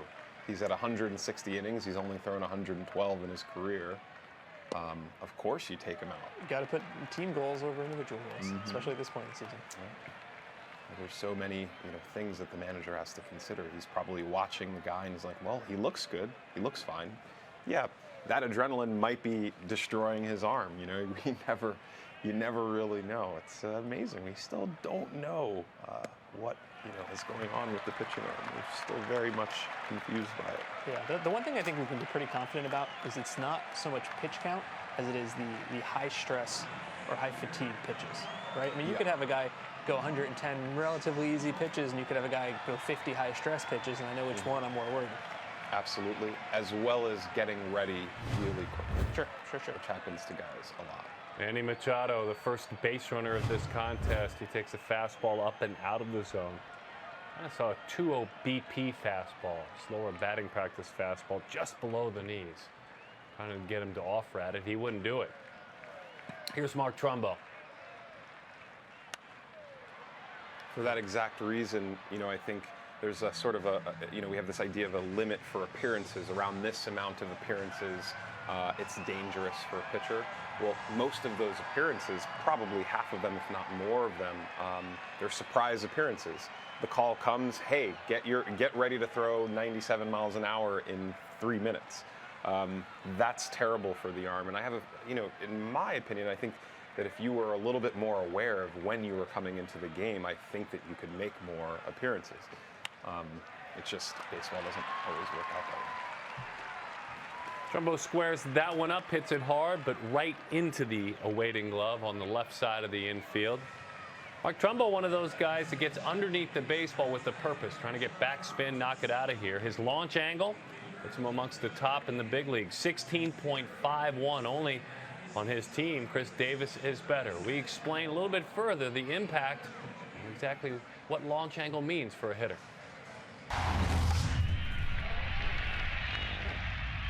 Launch angle is a measure of the vertical angle of a batted ball, indicating whether the ball was hit on the ground or in the air, and beyond that, to what extremes. A launch angle of 0 degrees would be right back at the pitcher's release point, and that means negative numbers are possible, indicating ground balls. Roughly 10 degrees to 25 degrees are where line drives live, and fly balls are between 25 degrees and 50 degrees. The sweet spot, so to speak, for launch angle is between 25 and 30 degrees, a narrow band straddling line drives and fly balls that accounted for 35% of all Major League home runs in 2015. Similar to exit velocity, launch angle is by itself a very useful tool in identifying the type of batted ball that was hit, but combining the two is vital in truly understanding batted ball distance. Let's show 3 batted balls that were all hit at an identical 100 miles per hour, but with hugely different results. Seattle's Nelson Cruz hit a ball off Houston's Colin McHugh at 100 miles per hour at a 30-degree launch angle, right within the ideal 25 to 30-degree sweet spot. 424 feet later, it was well beyond the left field wall. But while it's definitely possible to hit a home run at 100 miles per hour, it requires the right launch angle. Texas's Mitch Moreland also hits a ball at 100 miles per hour, but at a 50-degree launch angle, right on the border between a fly ball and a pop-up. In the other direction, Philadelphia's Ryan Howard had his own 100-mile-per-hour batted ball, but since it had a launch angle of just 10 degrees, it became a 4-3 groundout. Joining us to the 5th inning, we go 4 innings in the books. 1-0 was the score. Now 2-0 is the score. And of course, another run added on the Red Sox on top of the Orioles. And for Mookie Betts, the home runs, the hits, the season, Jackie Bradley knocking it out of here. And then there's the story of Eduardo Rodriguez.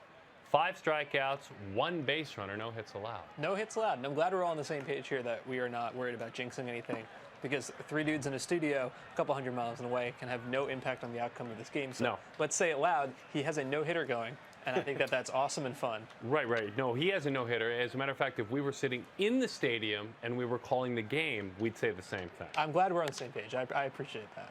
Our job is to report. We don't play for the team. We're not in the dugout. Are you okay with that? I'm fine with that. Friends out on the internet, if you haven't seen the Doc Ellis video, please watch it, where the guy says, "You throwing a no-no?" He keeps reminding him. We can remind him from out here that he's throwing a no-no. He'll be fine. John Shambi, who for ESPN, he's a friend, and he was asked about this, and he said, I was watching a game once, and I was watching the game for like a whole inning because I've been flipping through it, and I didn't know there was a no-hitter because they refused to say it. And that's silly. You have to inform people. Sliding catch out there in left field, and a fine when we inform you that Reimhold left his feet. That ball was definitely squared up by Mookie Betts. Just a hard hit out. Woo. So I don't have the data in front of me because it's going to take a second to compile. But my guess on that play is that that was not as hard of a play as Romo made it look by having to do the nice slide. Like, it looked pretty, but I'm going to guess if we look at the distance, you look at the hang time, probably wasn't particularly high in the difficulty scale. Would you agree? Yeah, sort of. Sort of. Okay. Why I wouldn't agree is because if you've played left field really anywhere, that trajectory there, that's about the light's trajectory. And so the ball is getting dangerously close to being in the lights. And so he's just sort of running around the ball to make sure that it stays out of the lights. So you'll see guys do it with fly balls. They'll sort of run in a sort of strange roundabout manner to the ball, but all they're doing is trying to keep the ball out of the sun from their vantage point. So it's a little bit of that. That ball also could have been knuckling, so he's running around it so that if the ball is just coming at you straight, normal backspin, you have no problem catching that ball right in front of your face because it has no chance of knuckling past your glove and hitting you in the face. Our T-Mobile greater coverage cam from high center field, peeking back in. I would say that's the lights idea is fascinating. I hadn't considered that. So that's really interesting. And that's different at different parks, I imagine. Yeah, it's different everywhere. And it's like as soon as you said that, I remember a time. I have several of them. Just that look from left field or right field. It's never center, just because of the lights. That just terrible, nightmarish trajectory where it's getting close to the lights, and you're just sort of running, and exactly like he was, sort of. You look unathletic, and it looks like you have no idea what's going on, but you're just worried about that ball getting into the lights. Xander Bogaerts picks on a sweeping, looping, breaking ball over the outer half, pulls it into left field for a base hit. His first hit of the game. He's 1 for 3.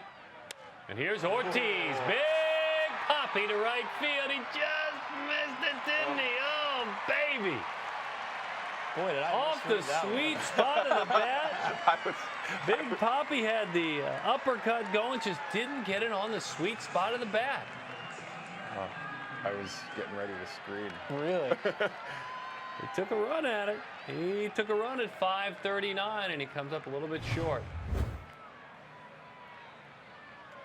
Oh, he was a little out in front, it looks like. He only hit it 90.8 miles off the bat, which has been, I don't know, a handful of home runs that have been more softly hit than that, so obviously not enough to get out. Look at this. Most home runs in a final MLB season. Those are some names. And also Dave Kingman. No disrespect to Dave Kingman, but that is an impressive list of names.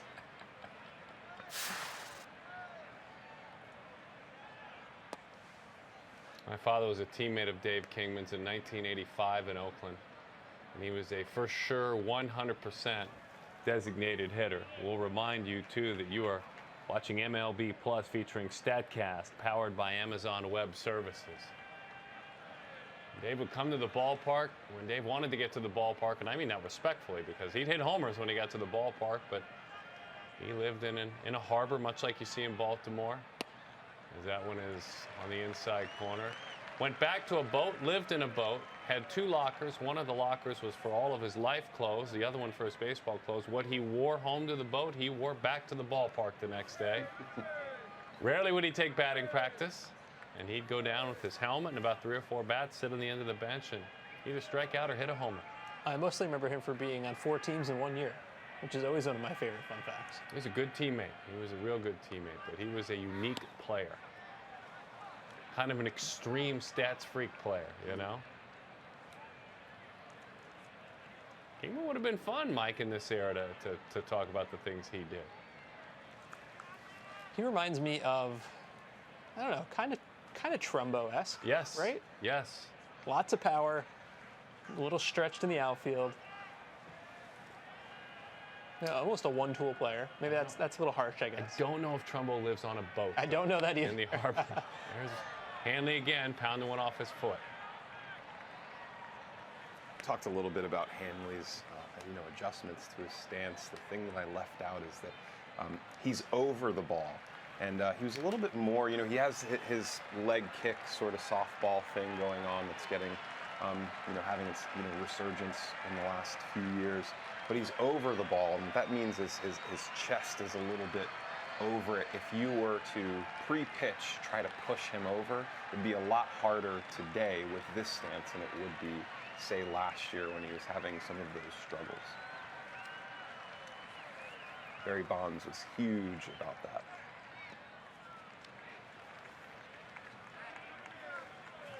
"32-year-old Hanley Ramirez began his career as a member of the Red Sox, signing as a free agent July 2nd, 2000, out of the Dominican Republic. He just did a nice job keeping that with him. Almost came up on him.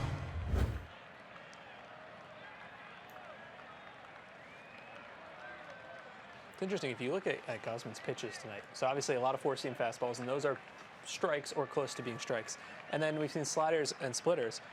The splitters are always to the catcher's glove side. Sliders are always to the catcher's, bare hand side. And that's basically what he's done. You can kind of tell from what side of the plate what kind of pitch that's going to be. Tied up. Slow rolling, easy play at third out there made by Manny Machado.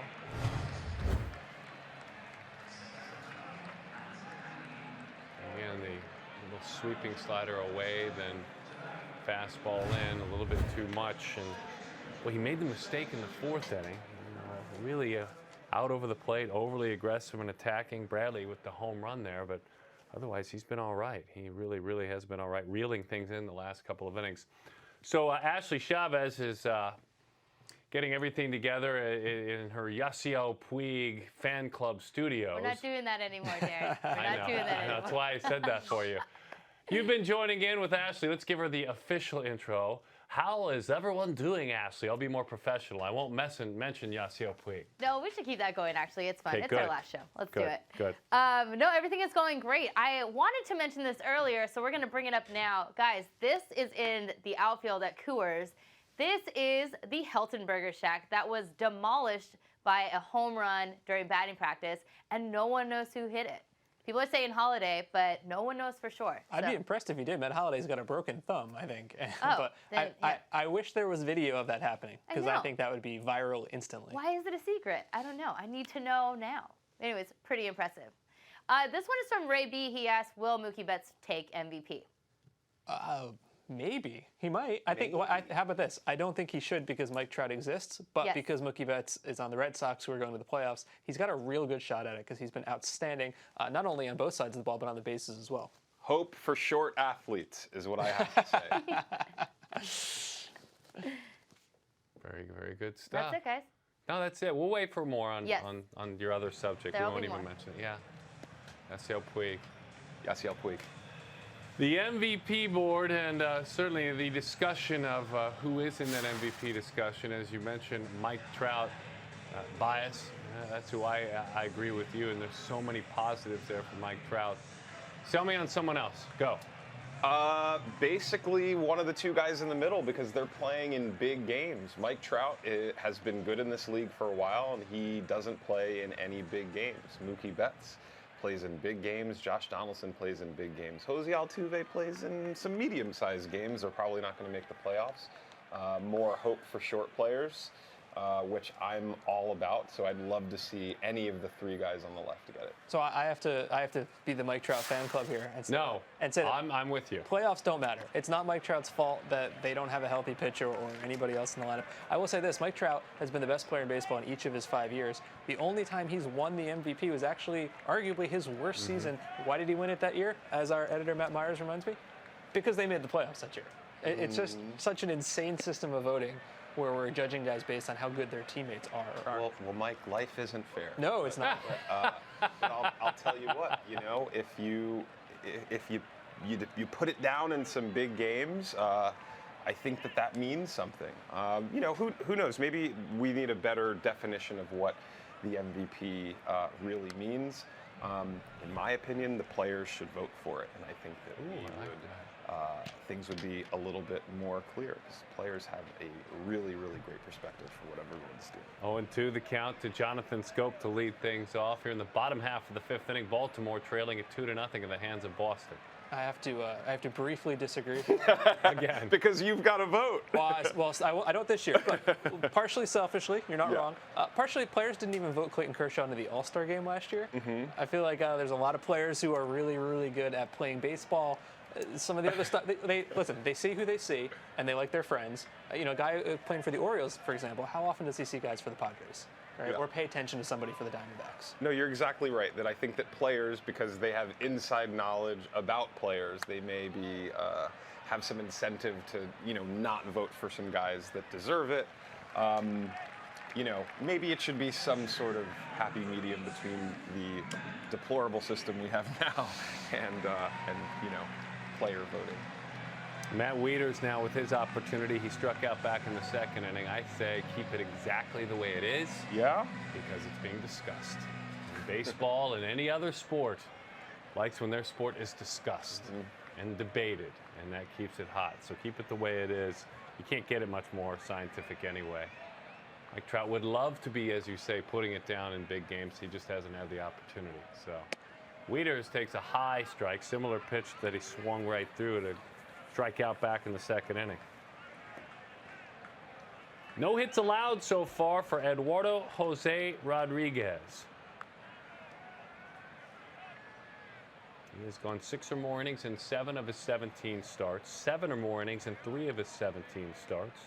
What I really love about him is an option for, even if he's not going to pitch one of those games in the postseason, to have him down there in the bullpen. I mean, we should probably pull up his splits and see how effective he's been against left-handed hitters, but just a valuable guy to have. Not that many people have these power arms, and if he's out there throwing, 94, 95, stretched out as a starter, I think that he'd be incredible as a reliever. I agree with you, but it's an interesting question. Does he make the playoff rotation? I think he might. Obviously, Price and Porcello, in some order, are your first two. Wright may or may not be healthy. Pomeranz has been kind of up and down. Rodriguez, pitching like this, maybe your 3rd best starting option? Yeah. His next start becomes really huge. And, you actually just graze the topic that, I love talking about is, are knuckleballers good playoff pitchers? I don't really know. You should pull up Tim Wakefield's numbers and see how that's gone. Obviously, it hasn't gone so well for R.A. Dickey in the postseason. I don't know what the answer to that is, and especially coming off of an injury, we don't really know what we'll get from him. Yeah, I would say also that's something that's very affected by weather for him. So as it gets colder, as it potentially gets wet, like deep in the playoffs, maybe that's something that kind of on a day-to-day basis you decide whether that's the pitch to have out there. That's a good point. 1-2 the count, bottom half of the 5th inning. 1 away, Matt Wieters. Talking about his 2nd half, how he has dipped even well below where he was in the 1st half. A 92 weighted runs created plus in the 1st half. And in the 2nd half, the number is 69. That one buries in. Now, to answer your question earlier about maybe working out of the bullpen, it's been righties that have been a little bit more handcuffed by Rodriguez this year anyway. 243, 303, 457, so it's a little bit more alarming slug than lefties. Lefties don't do quite as much damage against him. But with stuff like that one dives down and away. That almost looked like a changeup, but it was 89 miles an hour. I guess it was. Well, he just threw a hard changeup. Yeah, his game plan's been pretty clear. Fastballs up, changeups and sliders down. And it's effective if it's not too predictable. We knew earlier in his career he had an issue with tipping pitches. I think that was a big problem for him last year, is you knew which one of those things was coming. And there are not too many pitchers who can survive. If you can tell the other guy who's coming, maybe Kenley Jansen, maybe Aroldis Chapman, not a lot of starting pitchers who can do that. So they seem to have ironed that out, and he's really incorporated this extra pitch to go with the fastball changeup. Went back to his changeup and missed off the plate. All right, this is Trey Mancini out of Notre Dame. We were doing a great interview with Duke when he made his Major League debut. Congratulations. Welcome to the big leagues out of Winter Haven, Florida. Who makes their debut as a DH? I mean, it's amazing. Just the way that you feel. I mean, he cannot cut his swing down. We saw him get a little bit big. I've made a Major League debut. You cannot cut your swing down. It feels like you've had 10 cups of coffee. But that might be a home. Oh, that looked good.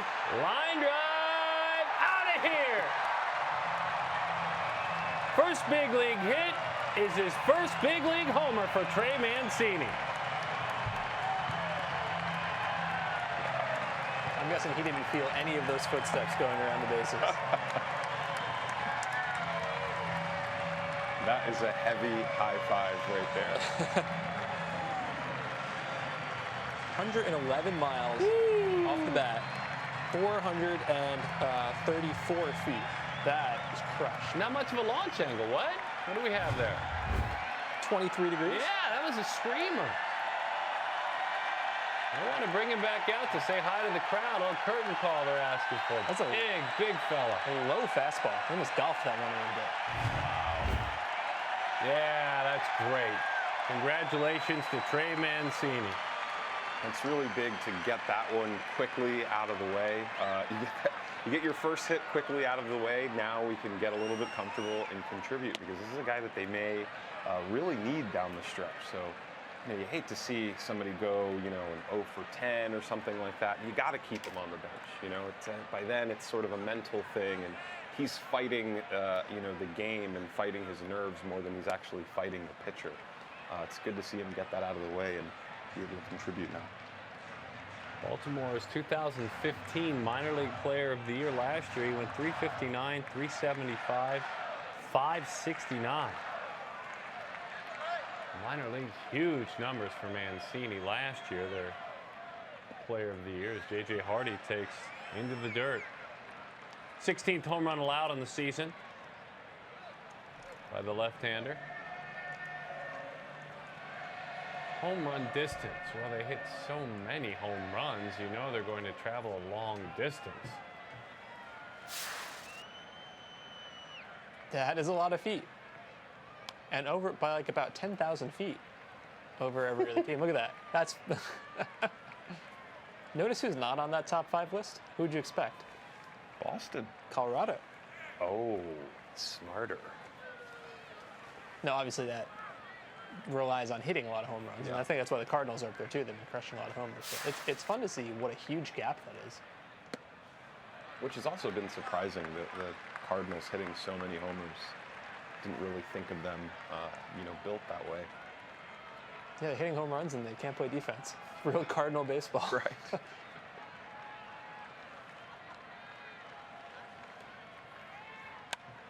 Hardy, hot shot, base hit, right field, went down and got it. Does not hit it that way very often. All right, Trey Mancini, our StatCast version of your first big league hit, which is a homer. Look at that, right on a line in left center there. 111 miles an hour. It's pretty hard to hit a ball that hard with any sort of launch angle and not have it go out. You can see 23 degrees. They said 25 to 30 is about the real sweet spot. You hit it that hard. 23 is more than close enough. Another in-at-bat adjustment, which is the hardest thing for young players to do.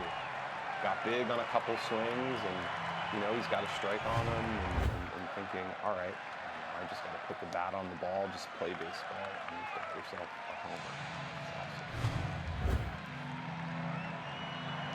He knew it, didn't he? He knew immediately. It wasn't even a terrible pitch. I mean, that was low and inside. It might not even been a strike.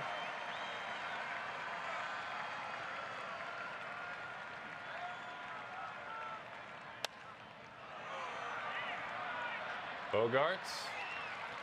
Nice easy toss on over to Marco Hernandez. We've had fun all year long bringing you the StatCast version of Major League Baseball games, and done it right here in this fun studio with a lot of insight and research. We're told they put together a best of.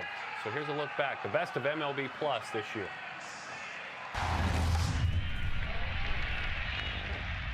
Hi there, folks, with our MLB.com studio surroundings. My name is Darren Sutton. Certainly glad to have you with us. And there isn't a guy in that locker room who's not wearing some sort of Madden Colt t-shirt. Does it matter to throw a high-spin curveball? It very much does. When you have a spin rate above 3,000, baseball hits 155 on those pitches. There's the launch angle, 26 degrees, so we said 25 to 30 is about the best way you can do to hit home run. And if you get between 25 and 30 and you hit the ball over 100 miles an hour, it's going to get out pretty much every last time. What he does defensively for us, once again, whether it's the numbers defensively or whether it's the things that he does behind the scenes, he makes a difference. It's been intense. You know, we've had some struggles. Guys have been coming out and playing us pretty tough, especially on the opposing pitching side. You know, it's been a grind. I'm hunting the middle of the plate because he throws them all for strikes. Have you been tweeting?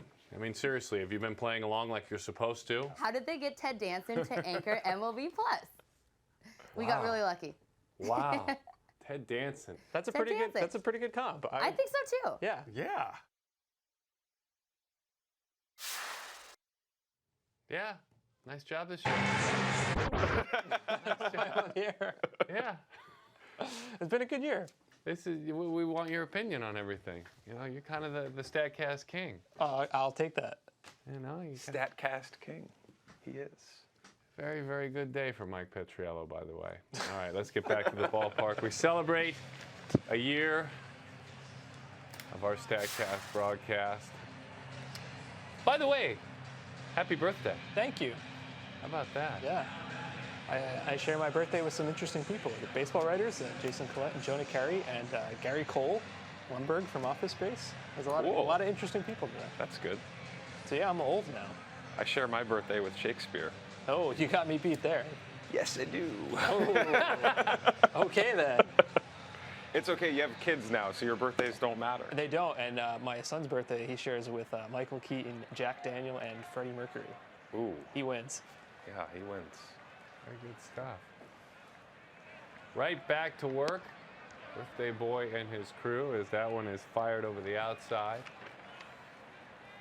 Travis Shaw, who is 0 for 2, he's lined to right field. He is grounded out. MLB Plus presented by T-Mobile. Greater coverage, a greater coverage camera. Well, it was a lot like spring training about, a month ago here for Travis Shaw winning his position definitively, going into the postseason. It looked like it was going to be Xander Bogaerts all over again with Yoan Moncada showing up with all of the hype, and Travis Shaw has persevered. What a weird situation that was. They call up Moncada, basically say he's going to be the starting third baseman. Starts 4 or 5 games in a row. Hasn't started since September 6th. Hasn't played since September 12th. He's got 12 strikeouts and 20 plate appearances. I think it's clear he's not ready. But it was really odd that they kind of brought him up and said, okay, you're the guy for about 10 minutes, and now actually you're not the guy anymore. It was strange. It wasn't handled well, but it may not have been the intention to handle it that way. It might have been, a story sort of drawn out of, a team official that wasn't really meant to be out in that way.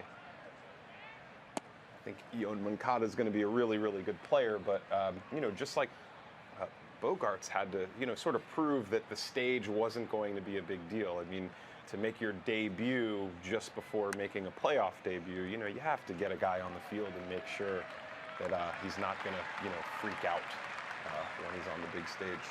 Chris Young rolls that one to the right side. A couple of quick outs in this inning. 4 in a row sat down by Gausman, who is certainly restoring a little bit of order to his efforts.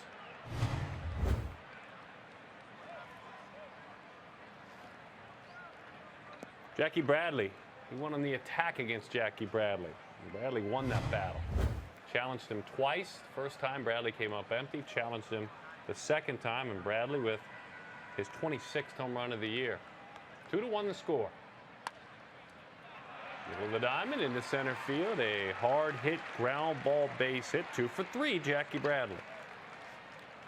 Yeah, you're right, though. Bradley got him twice. Not just the home run, because he also took him about 380 feet to center in his first time up. So he really kind of got that timing down, squared him up the second time. Obviously, this one not quite as crushed, but it's base hit. This is the first time, and obviously, when he got him, the second pitch he attacked him with. Yeah, this is the second time up, and you can see, no doubt about this one. It's almost like he learned what he saw in the first pitch, realized what he just missed and was managed to make that adjustment, as you've been saying, adjustments in the game and in the at-bat. And, that's what Bradley did, was able to take that one out. Sandy Leon, 0 for 2.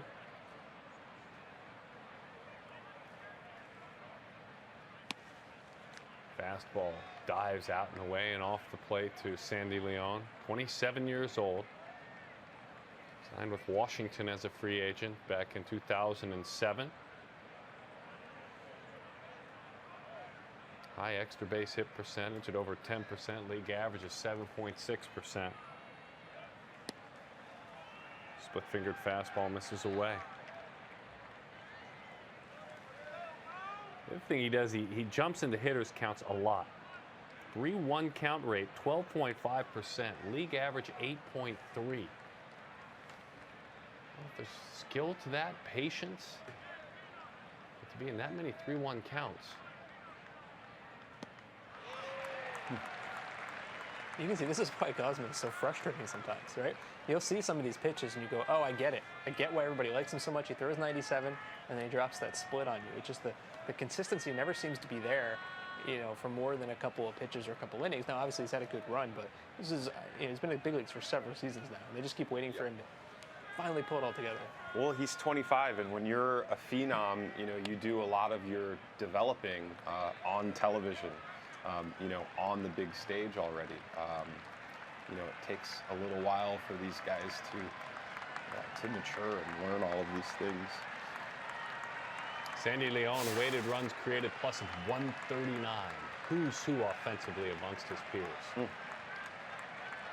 I don't even think you could have gone to Vegas and made this wager, right?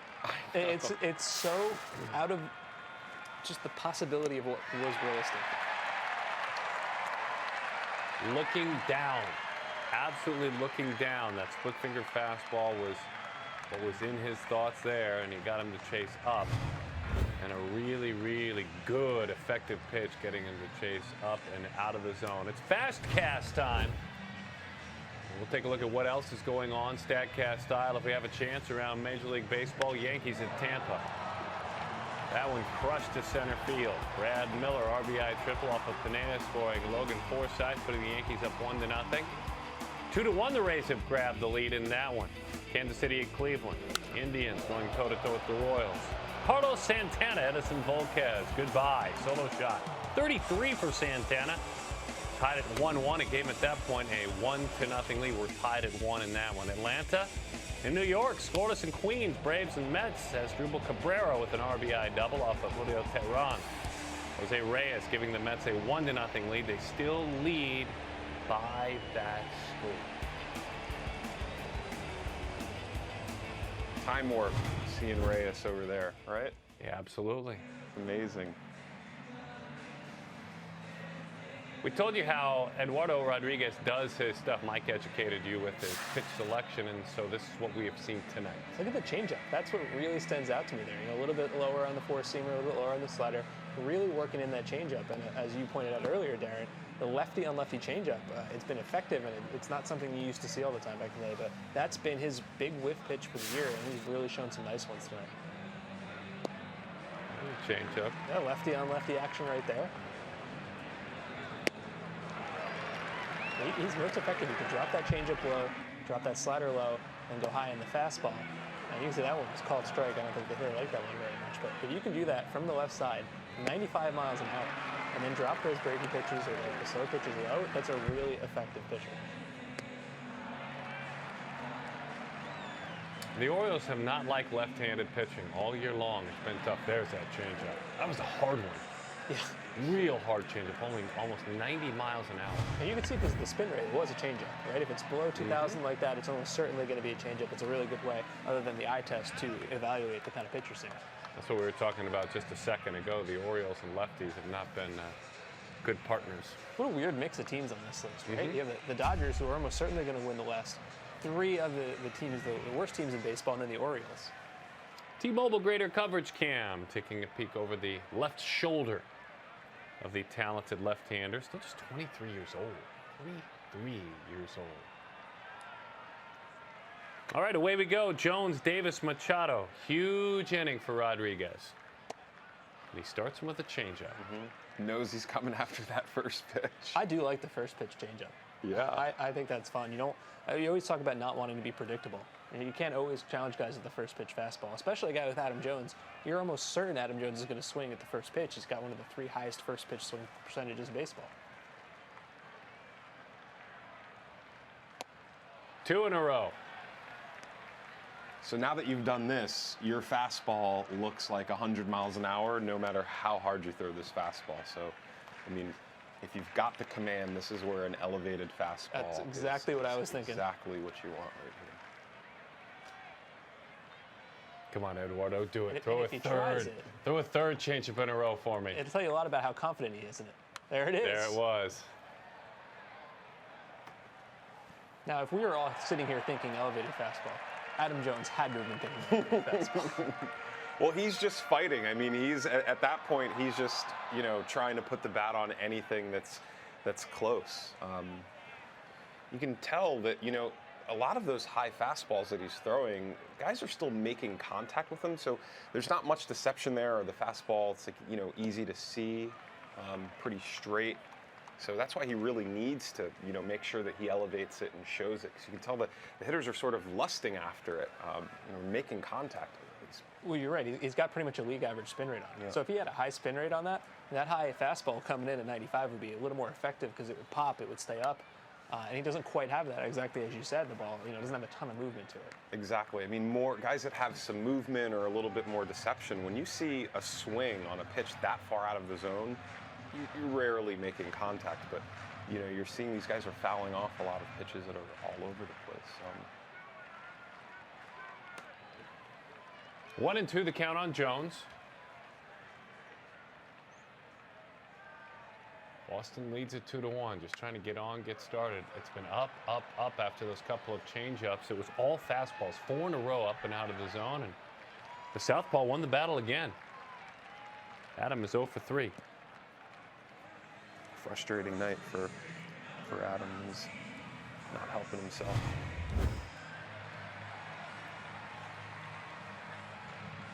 Just kept waiting for something a little further down below his line of sight, and he kept chasing pitches that were up. 3rd time through the order, by the way, for Rodriguez this year. Opponent's OPS 826, the highest. First time 719, second time 763, third 826. So it's not surprising. Base hit left field. We were talking about the pull rate going down earlier for Chris Davis. He's rewarded that time with a line drive against a shift. That's a pretty swing.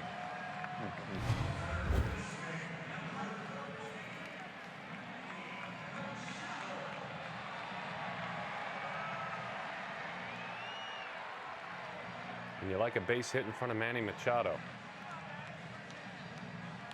The Baltimore fan, you do. Gausman did a really good job just getting them right back here. I mean, Eduardo had his worst inning last inning, and he's right back on the ropes again. Great job by Gausman.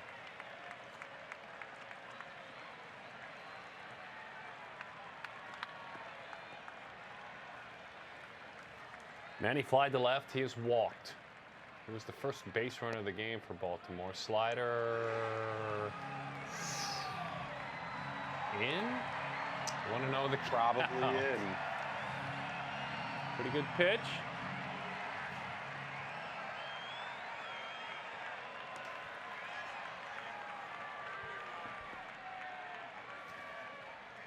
Pitch FX on game day had it in.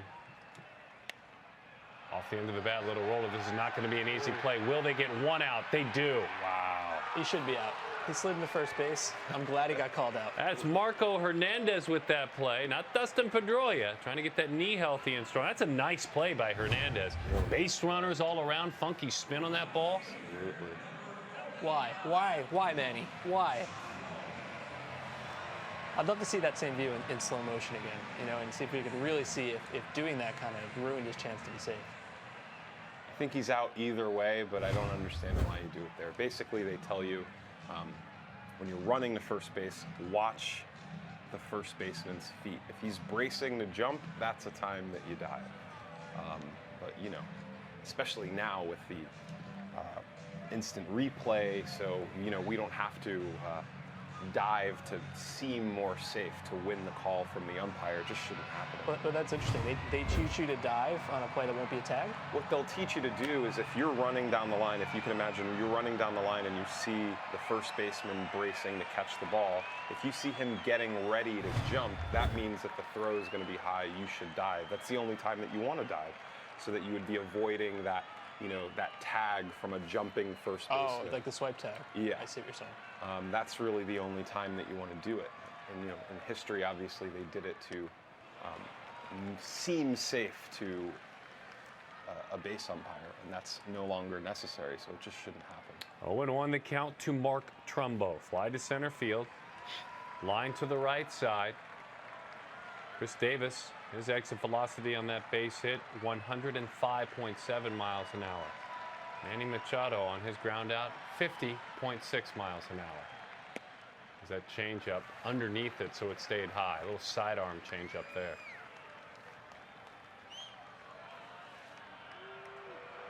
Follow him on Twitter at mtrumbo44.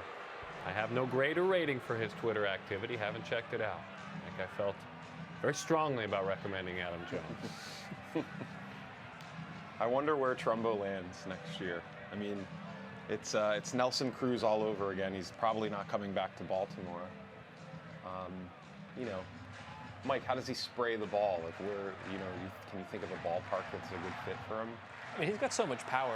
He can hit the ball out of any park. Yeah. It's really going to come down to a team that ideally can play him at DH, or he should be in the American League. Yeah, absolutely. Or first base. He's a fine first baseman. And a team that looks past the fact he doesn't really get on base and doesn't add any defensive value. I mean, he's a one-tool player for the most part. Now, that tool is extremely impressive. The raw power, obviously, is legit, and teams pay for power. So it is going to be really interesting. You almost wonder, does he fit with the Red Sox, right? That's what I was thinking. And, you know, with Hanley Ramirez, and obviously they're both righties, it's not really a platoon situation, but between first base and DH, you have two guys who can do a little bit of both. I imagine Mark Trumbo pounding the ball off the wall. Absolutely. In left field, that could be pretty fun.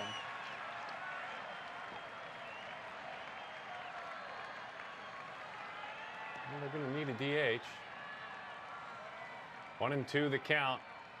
Nope, wouldn't chase up and out of the zone. Well, he likes to shave, so he could play for the Yankees as well.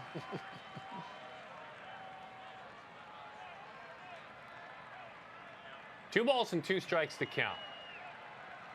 Trumbo talking to his bat right there in his hands. We told you lefties are a kryptonite for him. Runs created plus at 64 for Mark.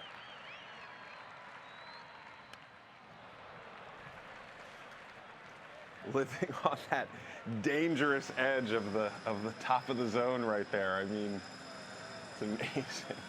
It's like a ball under that, and that is just a delicious snack for Mark Trumbo. I just feel like, you know, there are so many years and years and years you have pitchers taught by guys like Leo Mazzoni, you know, keep the ball down, keep the ball down, keep the ball down.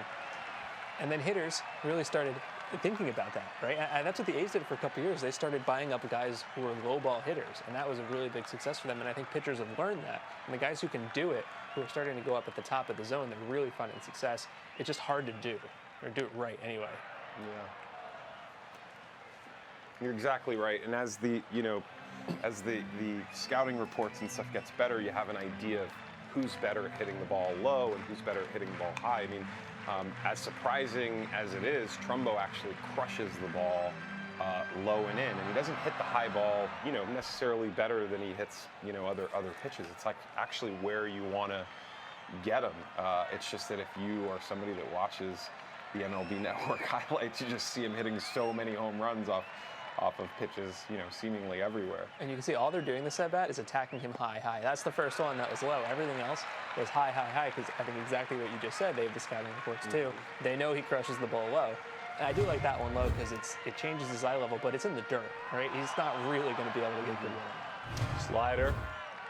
Tried to get him to chase, and the pitch is started at the bottom part of the strike zone. He's hitless in 10 career at-bats against the left-hander, Mark Trumbo, 30-year-old slugger.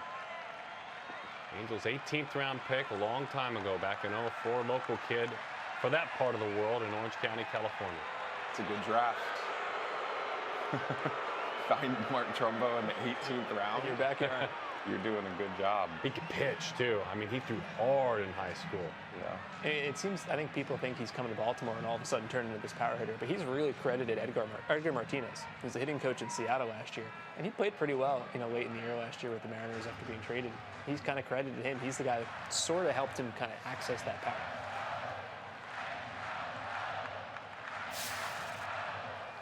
The heart of the order entering Tuesday, the danger, the power, the homers.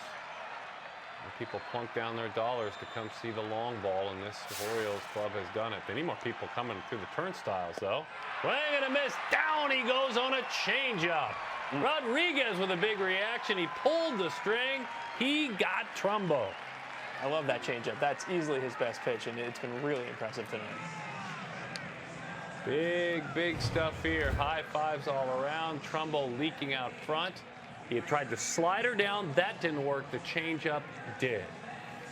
Darren O'Day is back healthy again, working in the bullpen. The Florida Gator alum has had a couple of things go wrong this year. Hamstring cost him some time, but this past time he cost himself a month. He's just glad that rotator cuff strain has him back, has him active, has him healthy. And before the game, we caught up with Darren O'Day, who knows he's going to be very important as Baltimore rolls to the end of the season and into postseason.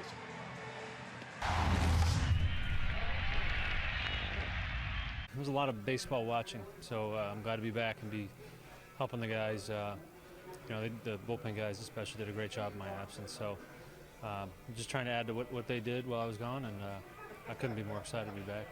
I could talk for a long time about Zach.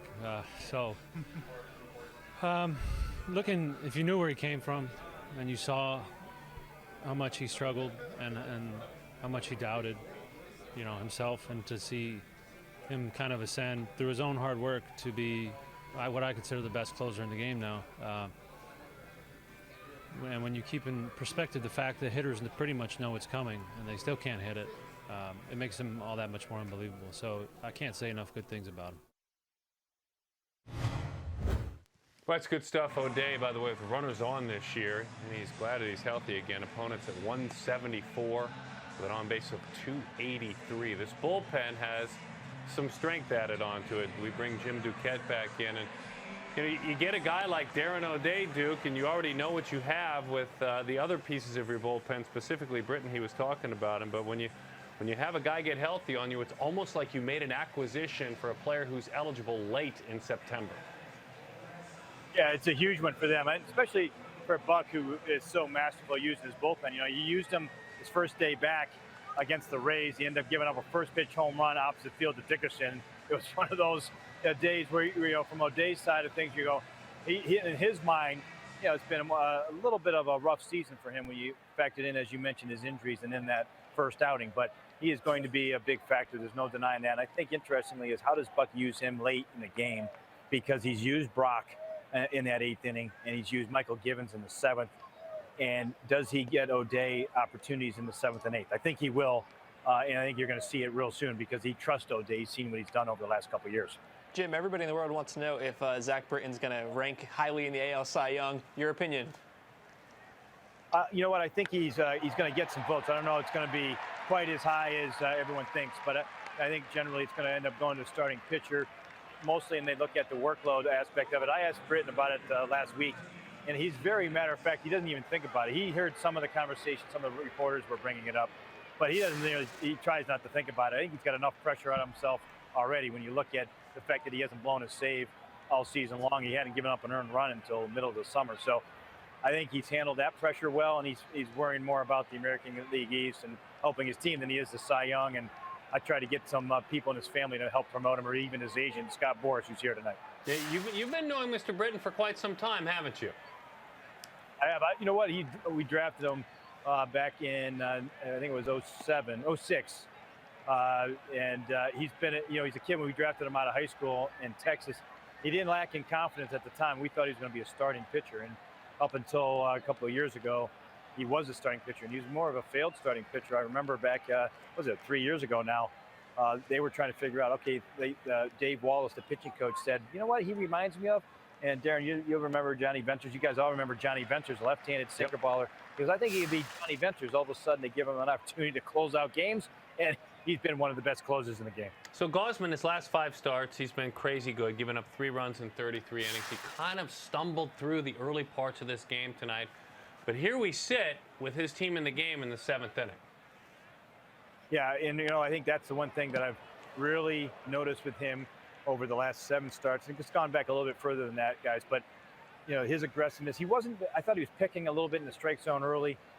Wasn't really being aggressive with the fastball. Used his split finger a lot. And I think he was a little worried. It was his second time around here facing the same lineup again. But he's gone back to using the fastball. He's shown good life in that fastball too. And that, to me, he's pitching with a ton of confidence. I think that's the one thing that stands out versus the first half. Mookie Betts lines that one to the right side. A couple of runners on for the Red Sox. Runners on first and second here in the top of the 7th. So we're going to see Gausman head through Murderer's Row for the 3rd time here. We haven't really heard much about Gausman, going into uncharted territory with his innings. That hasn't really been in the media much, and obviously he's had some minor league starts. Is that, part of the conversation at all? Have people been talking about that at all? Fernando, they've looked at it a little bit, but they keep both Buck, Showalter, and Dan Duquette talk about he and Bundy almost the same way. And Bundy was protected even more, as you guys know. But they are not as concerned about either one right now. They think that Gausman can certainly handle the workload moving forward. And interestingly, Bundy, they have the same feeling as well. We talked to my cousin about a month ago when we did the last MLB Plus game, and he said, these guys, there's no rhyme or reason yet on them breaking down. We know workloads. We're careful with workloads in between starts, but we're not going to be overly cautious with them and shut them down. And I think that's a little bit of a change from what we've seen with other teams. You're the best, Duke. We appreciate it. Guys, we'll talk to you. Bye. You bet. Jim Duquette joining us. So, interesting thing that happens in high leverage situations this year with Gausman. Opponents he's in the heart of one right now. 212, 246, 319 triple slash. We'll see if that holds true. But right now, he is working in one of those back against the wall situations here in the top of the 7th inning. Want to see how he responds. Pretty good pitch. 1-1 the count. Double plays, 17 of them. That's how many he has rolled up. It's 14% of the time when he has an opportunity to roll up a double play. That's 3 percentage points above league average.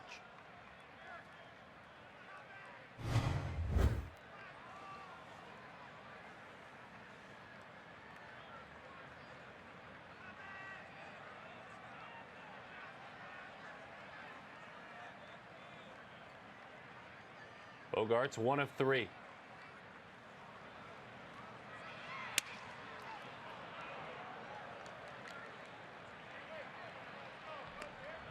By the way, are you kidding me with Mookie Betts with another hit? I mean, what do you think would happen if he got traded? Look at this. So I was off, by the way. I said 600 was the average. The 600 was the on base earlier, so now it's up to 611. Yeah, it's only 533. Sorry. You're right. We sold him short. The 8 homers, though. Yeah, the 8 homers in another team's ballpark. I mean, think about how many guys don't have 8 home runs across an entire season of baseball. And he's done it just visiting Baltimore, and he's not even done with the Baltimore part of the schedule yet. He's got 3 hits tonight, 3 for 4, and lined out to left field in the 5th inning. Well, he had to pay for those 2 duck fart hits that he got.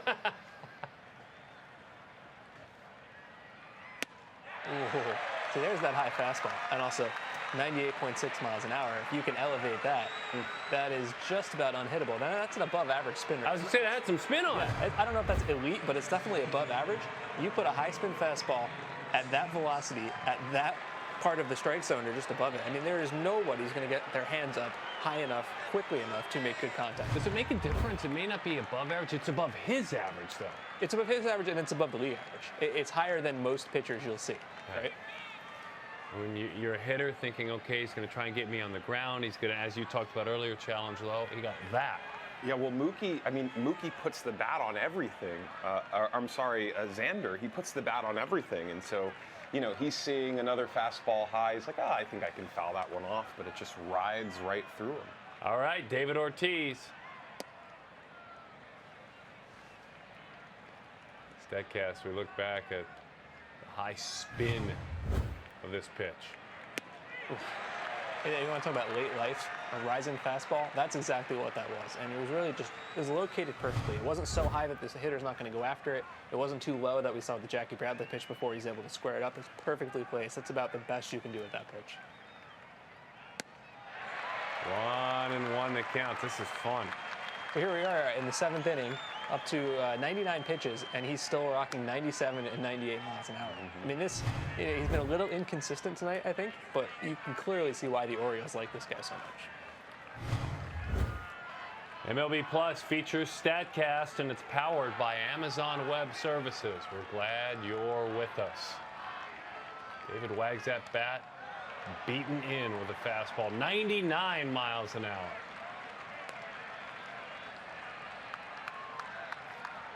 Tommy Hunter was up warming in the bullpen. A quick shot of him. He was added at the end of August to the Baltimore Orioles. He's getting hot.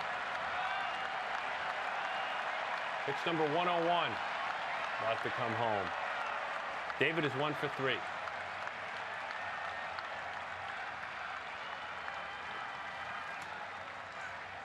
The 1-2 Ortiz. High fly, ball center field. Gone! Come on. That better have gone out the way he stood there and looked at it. I was just thinking to myself right before that pitch that the fact that Gausman is in at this point, facing David Ortiz with 100 pitches, it's basically answering the question, who gets that ball in one of those, one-game playoffs. Career home run, number 539 for David Ortiz. Boston leads it 5-1.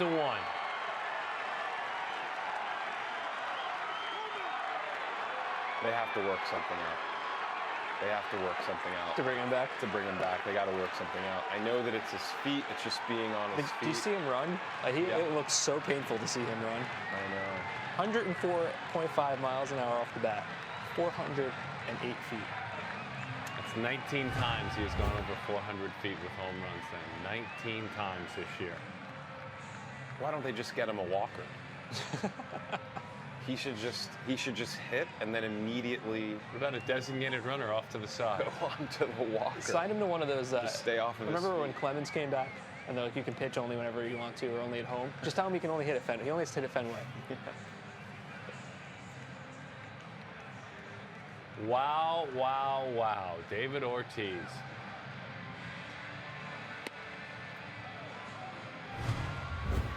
Final season, 36 home runs now.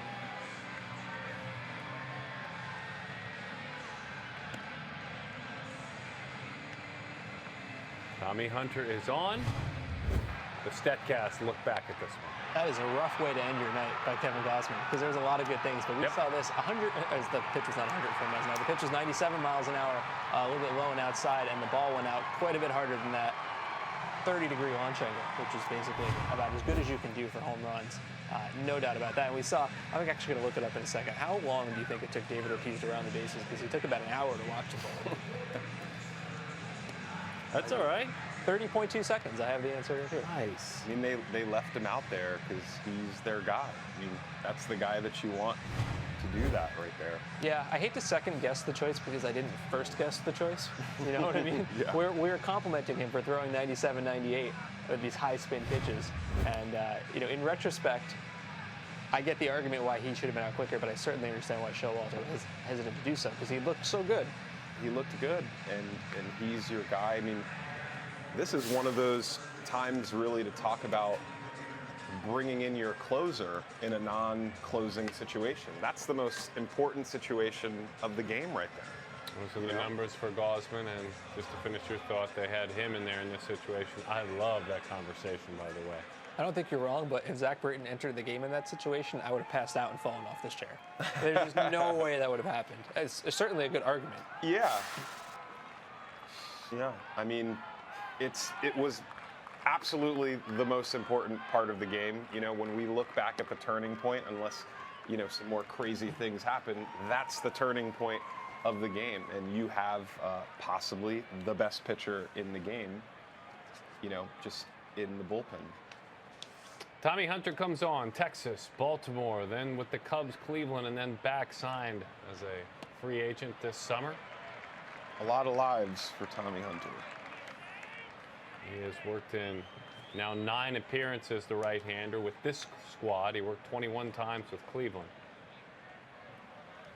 Field independent pitching, short study of it this year, has it at 2.98 on the season. Tough to apply to relief pitchers, or at least tougher to have it as an indicator. Mike, what's your favorite way to evaluate relief pitchers? Is it just straight innings pitched, strikeout rate, ground ball rate? Strikeouts. Strikeouts the very first thing I look at, because for relievers, there's less margin for error. Let's say a Kyle Hendricks is a starting pitcher. You can get that soft contact, you can get grounders, and that's all well and good. But when there are men on base in a late one-run game, just a poorly placed batted ball can really hurt you. And I think that's part of the reason why Zach Britton is so effective. He gets a ton of strikeouts, but he also gets those softly hit ground balls, right? He's kind of the best of both worlds, but really number one I look at is strikeouts. Same? Yeah, I mean, just like Mike is saying, inherited runners, I mean, you really have to put out fires and put them out, you know, decisively. So it is really important. Also walks, too, because you can't have those. Cannot have that when there are runners on base. Yandy Ramirez grounds out to the left side for the second time. He is hitless in his last couple of at-bats, drove it a run with the fielder's choice in the 3rd inning and walked in the 1st. I don't want to distract from our game too much, but I have to point out Gary Sanchez just hit another home run. That's 17 for him. He's been up for about 10 minutes. Best player I've ever seen. I knew that was coming. I knew that was coming. That's high praise. You got them all excited. Best player I've been hearing about him all through the weekend. Best player I've ever seen. Well, look, when guys make their debut and pitchers haven't seen them, I mean, what did we say about Puig when he came up? Best player I've ever seen. How'd that work out? I mean, yeah, well, you know, still a pretty good player. Who knows, you know, what the, you know, regression line will be like for Mr. Sanchez next year. But, you know, he's throwing guys out. He's hitting home runs. He's making it look really easy as well. The only thing I know for sure is that the Yankee fans are going to be disappointed by whatever he does next year. Absolutely. Because he's not going to be able to live up to basically being the greatest player. Yeah, he has to win the Triple Crown. Right.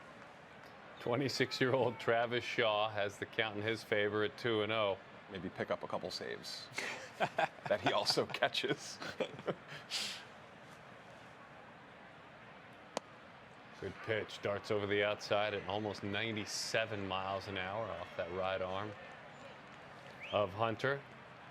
You know, Hunter's another one of those guys. You see the raw tools, and you're always wondering why isn't he better, right? He throws 95. He throws with high spin. He's got some movement on his pitches, and he's had his moments. He's never really been able to put it together. I think he was trying to be a starter early in his career. Mm-hmm. He was pretty decent for the Orioles as a reliever. Went to the Indians and fractured a bone in his back at a household incident earlier this year, and now back with Baltimore.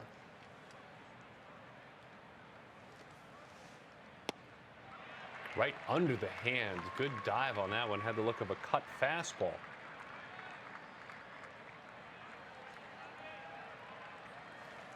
Tommy Hunter's also got a lot of deception. I faced him and did not enjoy it really at all. What causes the deception for him? Release, extension?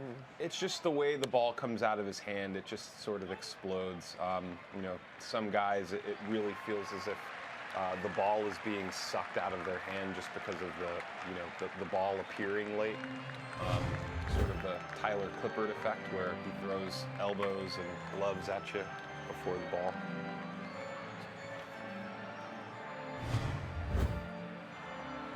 Wow, David Ortiz.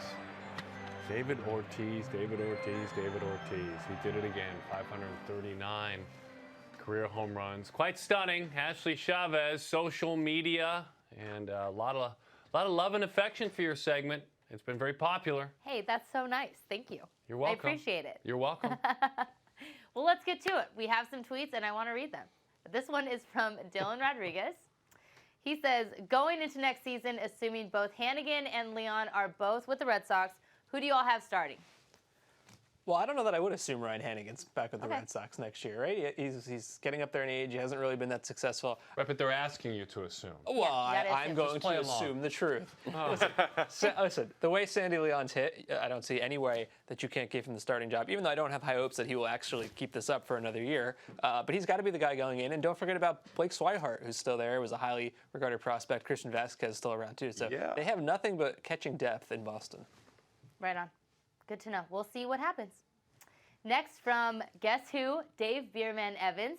He tweets, do pitchers with one high spin rate pitch tend to have more than just one spin rate a transferable skill? That's a good question. I have an answer. What do you guys think? What's your... Works that way with Edwards, right? Carl Edwards? Well, so my answer, and I will say I haven't done exhaustive research on this, is sometimes. So, for example, yes, you're right about Carl Edwards. Rich Hill, another guy's got a high spin curveball, very high spin fastball. But then, Seth Lugo is our favorite guy. He's got a very high spin curveball. He's only got a slightly above average spin fastball. So the answer is a lot of guys, yes, but not always, which is to say that's not a very satisfying answer at all. Got it. And lastly, we have this gift from Trey Mancini's mom. Cool. Look at how excited she is. After his home run, she is so pumped. This is the cutest. I love these moments so much. They're the best. That's awesome. Yeah. That's so great. That reminds me of Williams from the Pirates when he got his first win a couple weeks ago and his dad was there. Those are great. That was the sweetest. Also, lastly, happy birthday, Mike. Thank you. Yay! Thank you. Woo! Nice job, Ash. Thank you. Ashley Chavez joining us. Couldn't even play along, man. You couldn't even just assume that. You couldn't even assume. They're just asking you to assume. What has Ryan Hanigan done this year to think that he'll be back next season? Uh-oh. Into the left field corner, off the wall. Played on a bare hand nicely by Chris Young. Not a whole lot of arm there. What's going on here? Scope, did he stumble coming around the bag? Yeah. He had to have. He had to have, yes.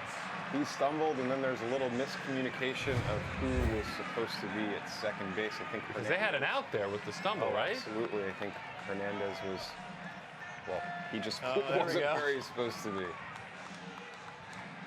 What a route. There was nothing pretty about that from either side.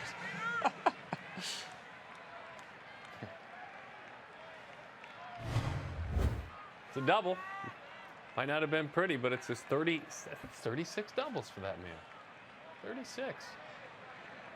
That's a big inning here for Eduardo. He's really, that run can score, but he's got to get some outs. There's one. He's been very fortunate with lineouts today. I mean, a bunch of decently hit balls. Maybe, that ball wasn't super well struck, but a lot of luck has gone his way tonight. He did him a favor by trying to pull that pitch, didn't he? That may, in fact, be it. Barnes getting hot down in the pen. Matt, the UConn alum, and Rodriguez. Boy, what an outing, huh, gentlemen? Absolutely. You go first, your assessment. You just got to be really happy with that. I mean, made it through the lineup a few times, just kept them in the game. Really got to be happy with that. That's maybe a guy that throws game 4. Yeah, incredibly impressive. And we said he'd added that slider to kind of give the hitters a new viewpoint. Threw the slider 13 times tonight. But it was really the changeup, right? And we saw it. He's going to be a changeup here, I think, to the lefty. That changeup is a majorly out pitch. And if he can continue to refine that, the high fastballs at 95, 96 miles an hour, and work on the slider, it's that third pitch that'll get guys off of those first 2 pitches. He is probably their third best pitcher right now. Right now, he's starting a playoff game, which, considering how he started the year and then he hurt his knee, that's kind of stunning to see how far he's come back. It's amazing how the demotion can really do it. It really works a lot of the time. I mean, he got sent down and came back, and he's just been lights out for them. Well, it works if you go down and work on something, right? And you handle it like a professional? Sure, too, but sometimes it's just the complacency that you have from being a big leaguer. You're up there, you're going to pitch every 4 or 5 times. Maybe you're, enjoying yourself. Not to say that you're enjoying the life too much and you're doing things that you shouldn't be doing, but you just might be caught up in it and just having a little bit too much fun. And when you're up there, the whole point is figuring out how to stay and how to stay for a long time. And, it could have been just that prick in the butt that made him pick it up. So, Trey Mancini, and what a moment he provided for all of us. Mancini, his first big league hit, it was his first big league homer, and it was, you saw Mom's reaction, there are the numbers. Yeah, it was the appropriate reaction because this was no cheapie, right? I mean, this is a ball that goes out probably pretty much every park. 111 miles an hour after that is smoked. A really good launch angle, 434 feet. Look at her. That is exactly the way that you should feel when you see your son crush a ball like that. So we get to see him again, Mom. For Mr. Mancini, Mom, by the way, Floridian. He grew up, though he went to Notre Dame, Winter Haven, Florida. 112 players have been drafted all time out of Notre Dame. Great counsel, that's a Notre Dame guy. Cap Henson, historically a Notre Dame guy. Yaz. Do you have the full list of 112, Andy? I don't have Okay. them. No. He and I aren't on that list, I can tell you that. Nor I. Trey Mancini, a little bit of the bio on the young slugger. And he faces Matt Barnes. Barnes out of UConn. Barnes comes on for the 58th time this year. An ERA of 4.10, field independent pitching of 3.66, and the breaking ball is over the inside corner, strike one. And Matt Barnes throws 97 miles an hour. And pretty much everybody in the bullpen these days throws 97 miles an hour. But he's got the big arm. You mentioned his ERA in the fours. He was a lot better in the first half. The first half, 293 ERA, 315 on base against. Second half, 653 ERA, 360 on base against. He's really not even so much a home run problem. He's just been getting hard hit balls all over the place. So important for him to kind of get back to the way he was if he wants to be a big part of this bullpen in the postseason.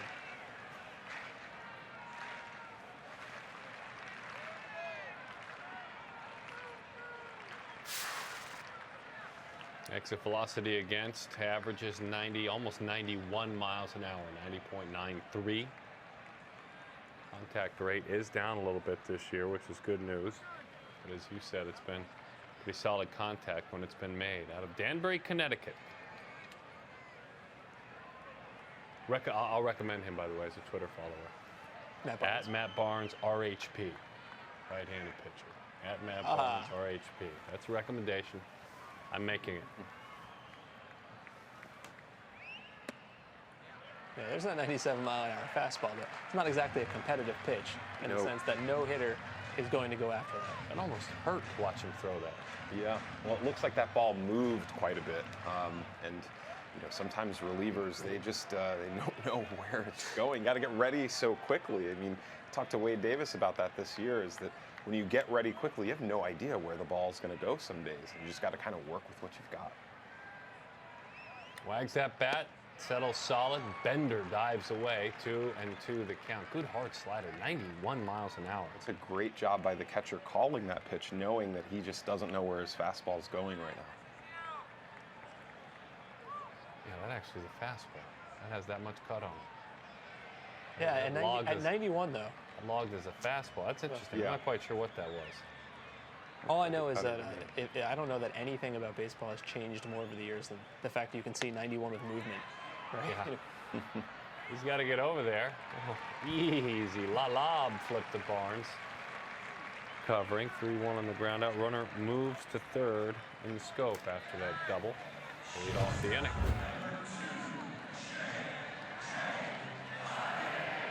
They welcome JJ. You can hear that as he is announced. So JJ Hardy's been the best hitter in September for Baltimore, which is great. They have a good lineup. He's had just the weirdest year though. He got hurt, he injured his foot, and he was out for 6 weeks or so. And he comes back, and in June, he was terrible, 250 on base. In July, he was awesome, 370 on base. And in August, he was terrible, 250 on base.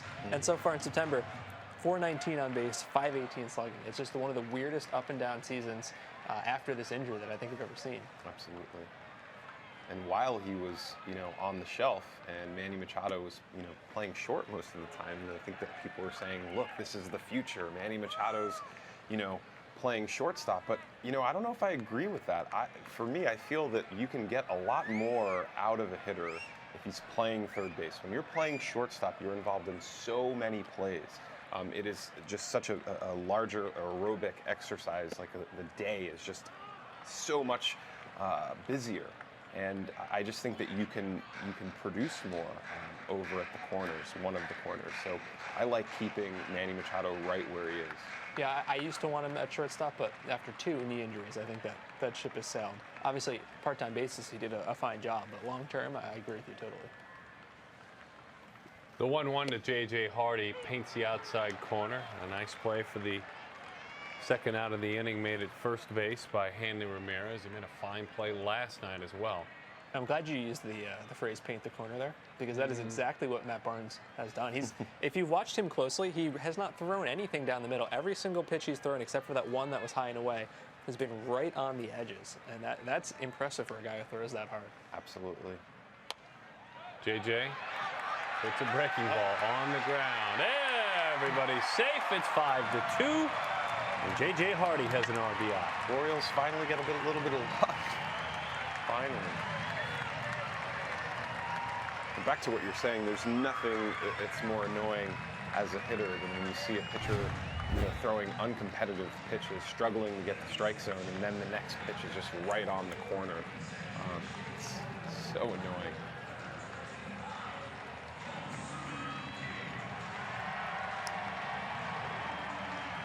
On the other side, there's nothing more annoying than executing a pitch and doing everything you're supposed to do and having that happen, a swinging bunt. What do you think the exit velocity is on that? 60? It depends how long they calculate it for. I mean, it rolled for a while, so.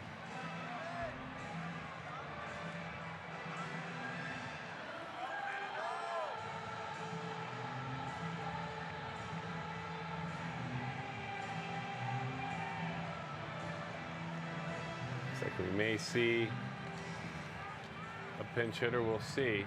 Young Soo Kim had a bat. They will call for Kim out of Seoul, South Korea.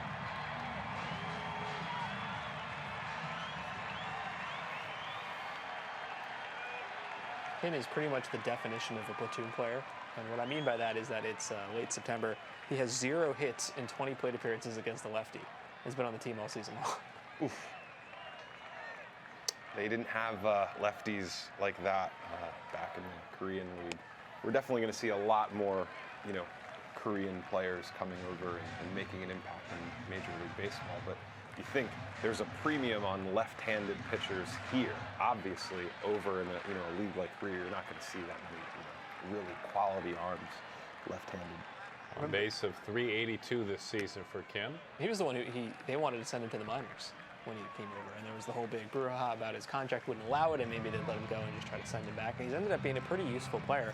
And it was interesting. He talked to Saras of Fangraphs about it, and what he basically said was that spring training is very different over here. In Korea, it's more about preparation than being evaluated. You kind of already know you're on the team, and you just use that time to work and get better. Here, it's different, especially when you're a new player. They're trying to evaluate you and see if you are, really going to be good enough. So he spent his time trying to learn the strike zone, because the strike zone's a little bit different. And the production wasn't coming. And for most players, I think, in his position, you don't have to worry about the spring training numbers, but for a new guy, you did, and that was kind of the issue. Yeah, you're exactly right. I mean, the spring training, similar in Japan, that the first month of spring training, and again, it's a 2-month spring training. The first month, guys say that they don't even touch a glove or a ball. It's just all getting the body ready. And spring training in America used to be very much like that. Guys were, meeting their glove for the very first time in spring training. They would have unrelated off-season jobs sometimes. Yeah. And now, obviously, they stay in shape year-round. Absolutely.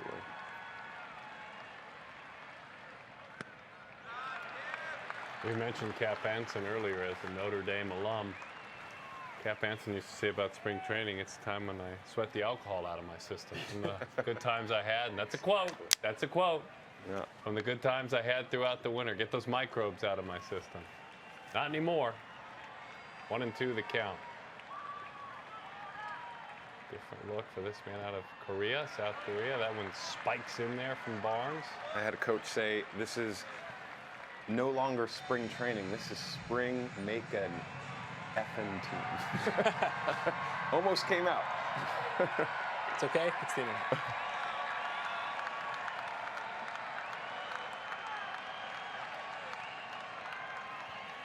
Five-2 the score. Kim has 4 home runs this year. He slugs .413. 16 doubles, 1 triple. Rolled into center field for a base hit. I thought he was going to test him.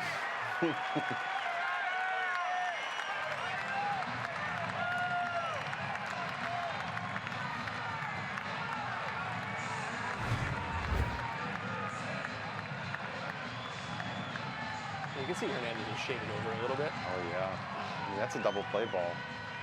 Unlucky outing here for Barnes.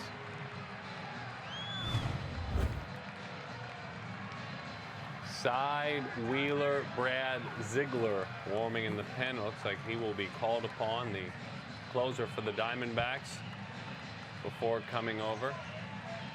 Now fits into that bullpen. We take a look back at J.J. Hardy hustling up the line. Let's see where he reaches. Max speed, StatCast.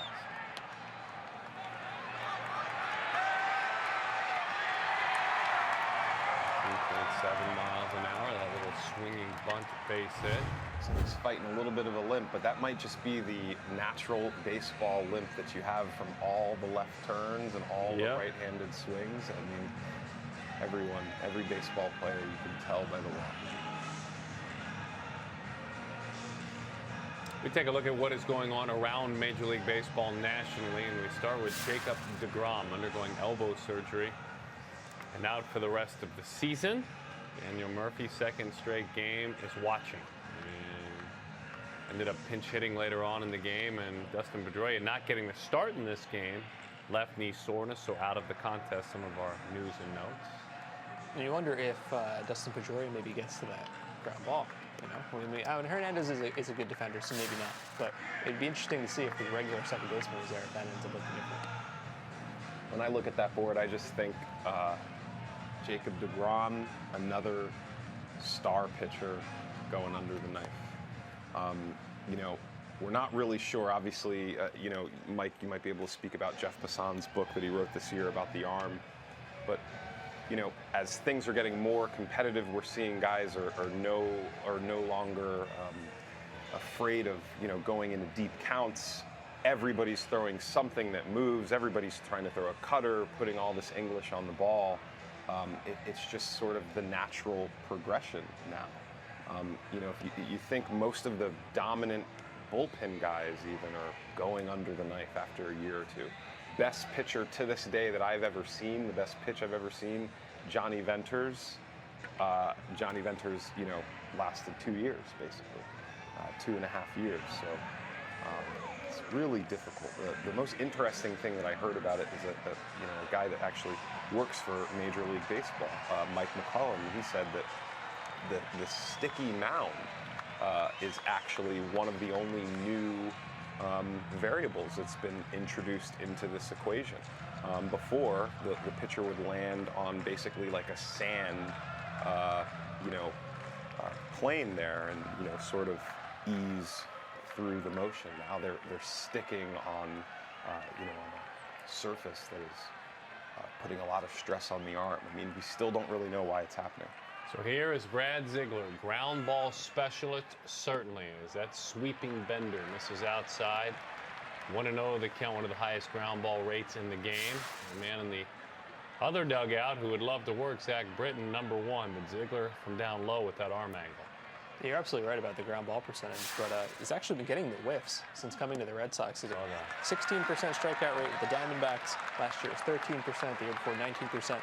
With the Red Sox so far, 28%. He's really just been blowing the ball by guys, and that's not really his game. So it's kind of interesting to see how that's happened. Career appearance number 597 for Ziegler. Center field. Oh, baby, the ballpark holds it. That was not a ground ball, folks. No. That was not a ground ball. We have played 7. This is a good one. The Boston Red Sox lead it by a score of 5-2. Got this up out over the plate. Jones was extended, but in the end, Adam with 3 outs in the air and a strikeout. All right, we step aside momentarily. Here's the very best of the week's StatCast style.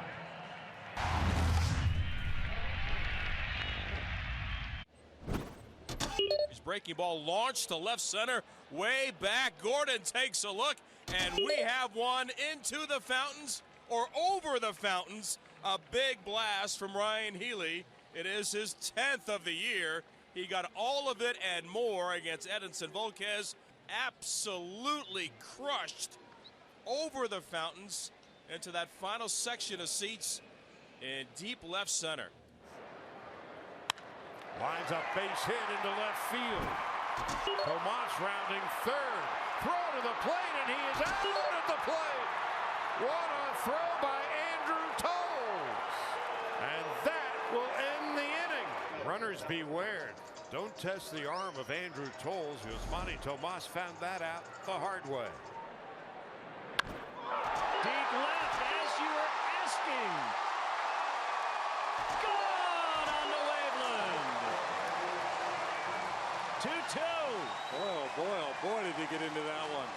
There you go, Addy. Yeah, you hit yours a good way, but anything you could do, I could do better. When the lights come on, everybody screaming, lighters in the sky, yeah, everybody singing, every word to every song of the girl they're taking home tonight. When the lights come on, everybody screaming, lighters in the sky, yeah, everybody singing, every word to every song of the girl they're taking home tonight. When the lights come on.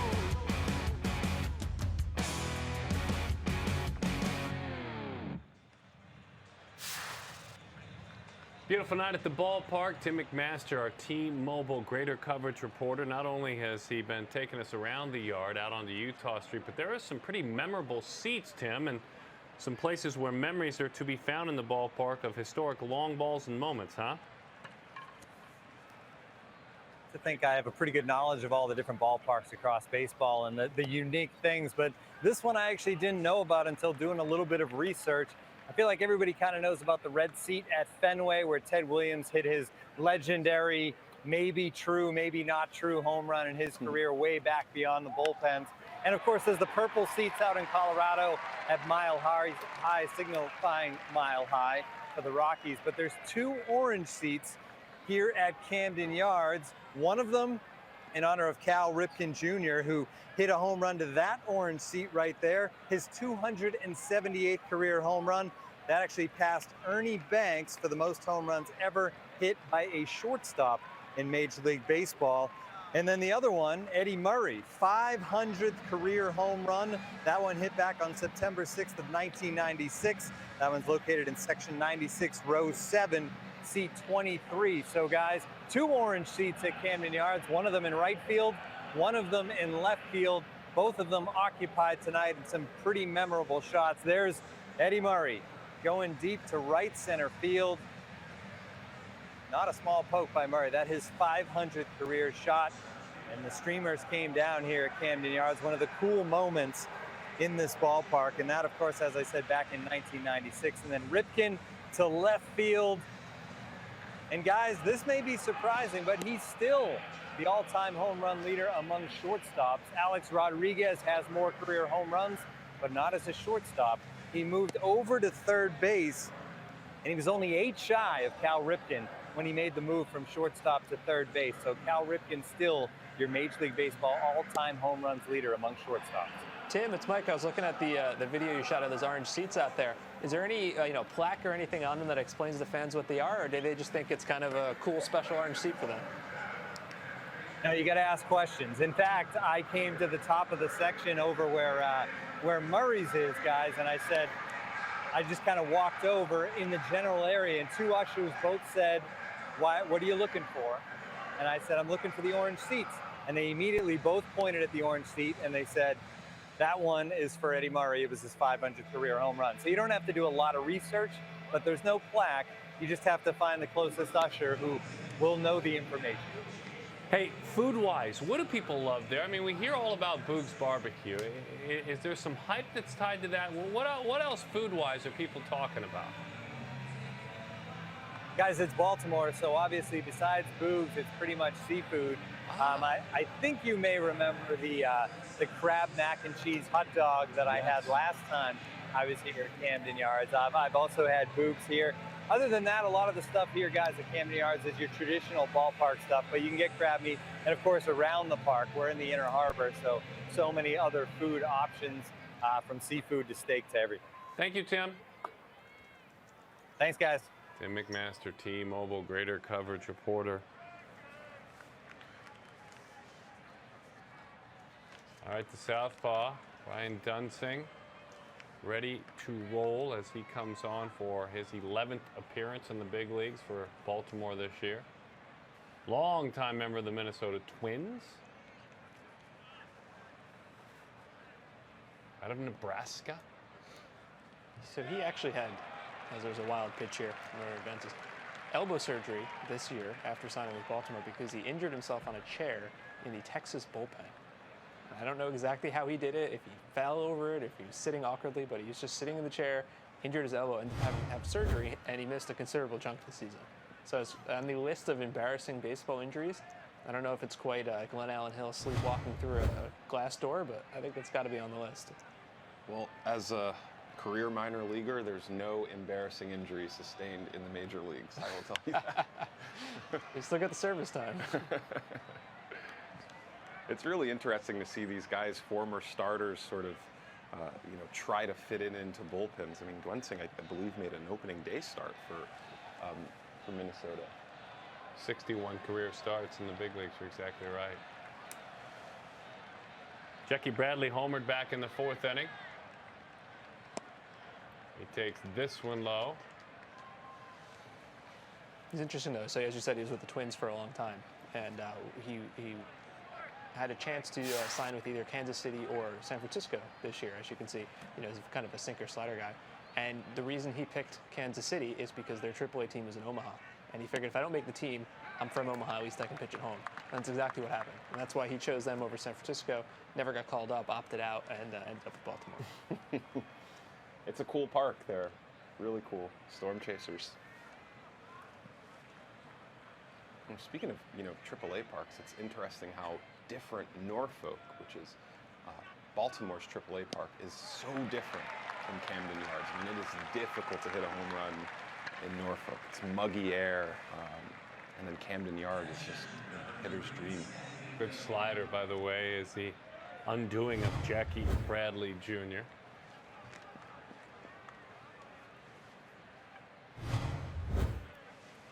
Yeah, all sinker slider in that plate appearance. I mean, that's totally his game. The slider's low, hopefully for strikes, and the sinkers in the strike zone hopefully get ground balls.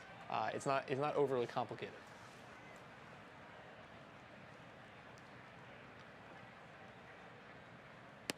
And this right here is the reason that Sandy Leon should be at the top of your depth chart. He's hitting right-handed now. I mean, a switch hitting catcher. It's like this guy just appeared. It's unbelievable.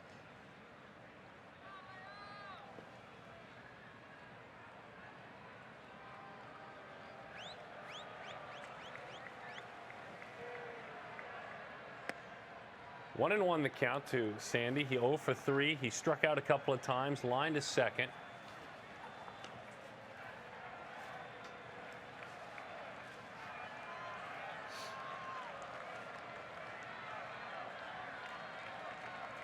Had a sweet spot moment earlier this year in August. 105.05 exit velocity, 23.76 launch angle. It was a sweet, sweet spot 443 feet later.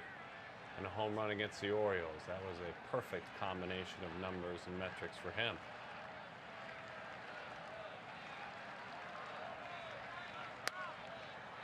He fouls that one back. We'll do it again, a ball and 2 strikes.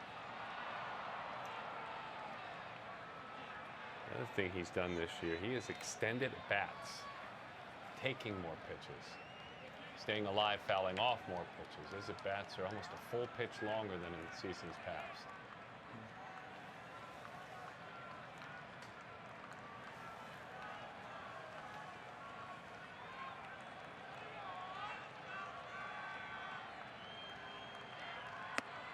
Not that time. You can see that was a swing he regretted because he didn't even fully finish it. Looking for something down, looking for maybe a slider on that back foot. That's not what he got.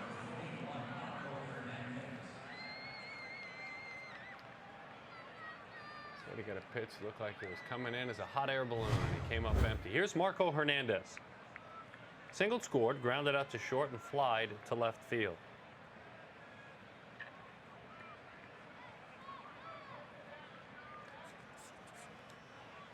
Marco this year, AAA Pawtucket hit 309, triple slash 309, 343, 444 in 57 games, 0-1.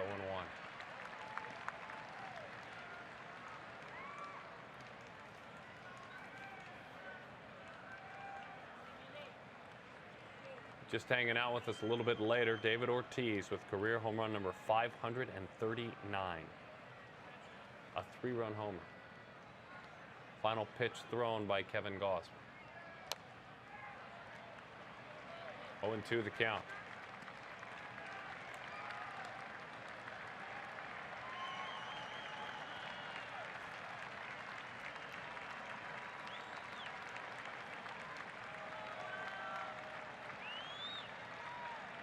Hernandez just 24 years old. There's another youngster we haven't seen in this game, a 22-year-old in Andrew Benintendi. Not yet anyway.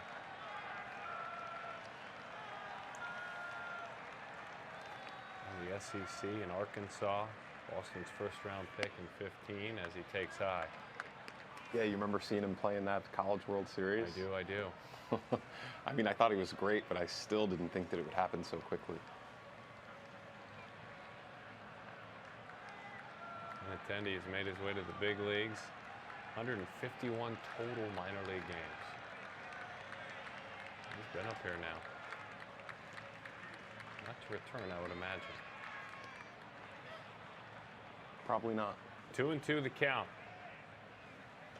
Maybe as a slap on the wrist next year.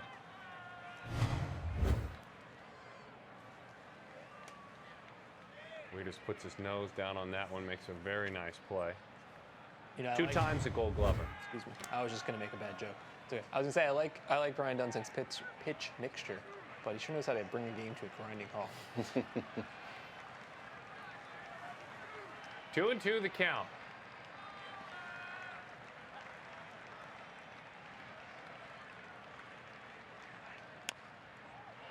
Little roller, did he just give up a hit off the end of the glove? That's a nice play.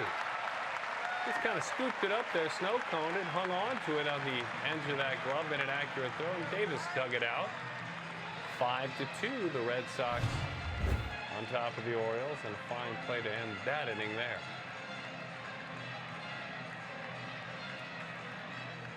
It's a tough play.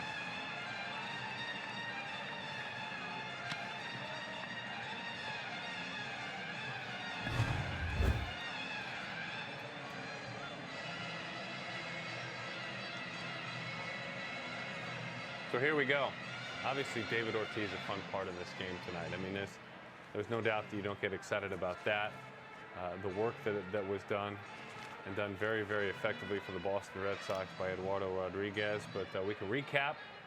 We definitely have our options here. We can recap what we have seen so far, or we'll let you start, since you're the senior StatCast member, or a favorite StatCast memory this year. Which one? Well, I mean, anybody who knows me probably already knows what I'm going to say. Which is watching Seth Lugo's debut with you. I think it was. That's mine. Well, I'm sorry, I didn't mean to steal from you. I like but that. It was you and myself, and I believe Jim Duquette was here with us. And it was one of the. It was a rain-delayed game. Mets Cubs. Mets were up big. Guy we'd never heard of comes in and strikes out Anthony Rizzo on a pitch so nasty it actually hits Rizzo on the back foot after he swings right through it. Anthony Rizzo is a really good hitter.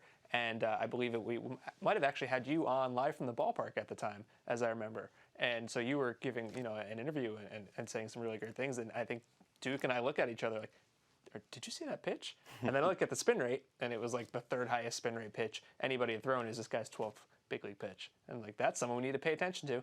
And he's actually been a big part of the Mets playoff run. So that probably for me is number one. You do a lot of great writing. You do a lot of great producing. You've traveled the world over the last year or so. This has been an interesting situation for all of us. What have you taken away from this? It's harder than it looks, guys. It's harder than it looks. No, I've had a lot of fun doing this. The Kike Hernandez 2-home run game was big. A great player that is a lot of fun to watch. It's really fun to do it from the stadium and just be that reporter, kind of taking things in and reacting live. It's been a lot of fun. I get a great kick out of bantering with Mike. From the StatCast perspective, and then the players' perspective. It's really interesting going back and forth.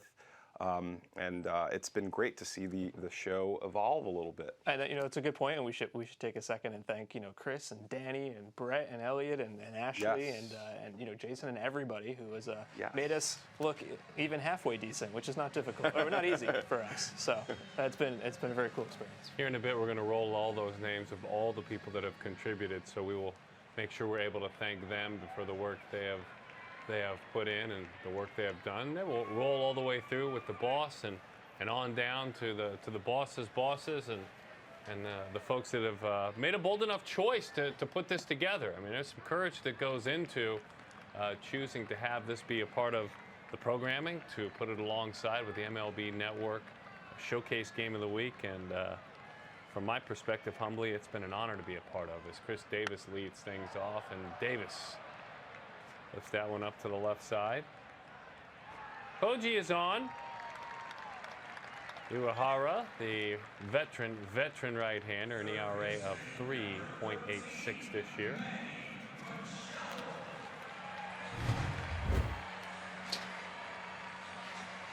Graphics king of Long Island. I saw that. Alan Moy, I like that. That's good. I saw that. I can only assume that means he was writing his own title there.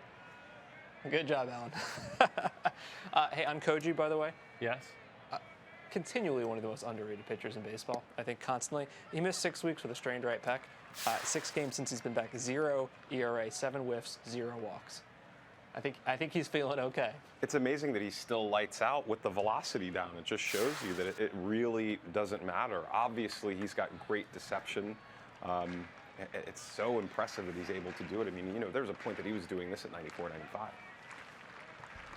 Pretty good spin rate, pretty high spin rate, right? He averages 2,400, a little bit over 2,400 on his fastball. And that's above average. Yeah. He's one of those guys that at his peak, when he was with Baltimore, I guess a couple years ago, I would really have liked to have data on him then.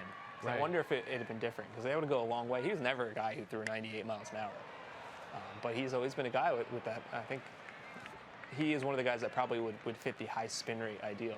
And it's still high, as you said, but I would have loved to have seen it a couple years ago. Well, the key for him is just the difference in miles per hour from his off-speed stuff and the fastball. I mean, he's, it's usually about 10 miles an hour of a difference. I mean, obviously, if you can be over about 7 or 8, you're doing good. And it's difficult. I mean, look, that's one of the best hitters on the planet right there that's looking, silly on that changeup and just barely getting a piece of it. Obviously, as the velocity goes down, it's a little bit easier to get, a nick on that ball and stay in the at-bat, but he's still so impressive and competitive. Is there anything you can do? Like, let's say you're facing a pitcher and now okay, this guy's a high spin rate, doesn't throw that hard. I can expect that kind of quote-unquote rising fastballs. Would knowing that allow you to change your swing or your approach? What do you mean when you can expect the fastball? Well, like a kind of a rising fastball. If this guy's got a really high spin rate, it's going to have that late life. Maybe you wouldn't have known that 10 years ago, but now with the data, you might know that going in, kind of change your scouting report, change your approach. But can you act on that? Yeah, I understand that. Yeah, I mean, there are a lot of terms that we use here that are just articulated differently in the in the big league. So launch angle. I've heard people sort of complain about launch angle being a little bit too technical, but every hitting coach is teaching launch angle in making sure that you're staying through the ball. We're cognizant of launch angle in staying through the ball. So, on the other side, for seeing a pitcher that has a fastball with a high spin rate, that's something where a hitting coach or a player that has already seen that pitcher before you might say, be careful with the high fastball because it's going to look good to you and it's just going to ride. So it's interesting that it's the same principles, just articulated differently. This is why I like having you here, because I can ask questions like that and hear how real ball players actually talk about it. 2 outs, and that one is fired right down the heart of the plate. 0-1 the count to Mark Trumbo. 0 for 3, flied out, lined out, struck out.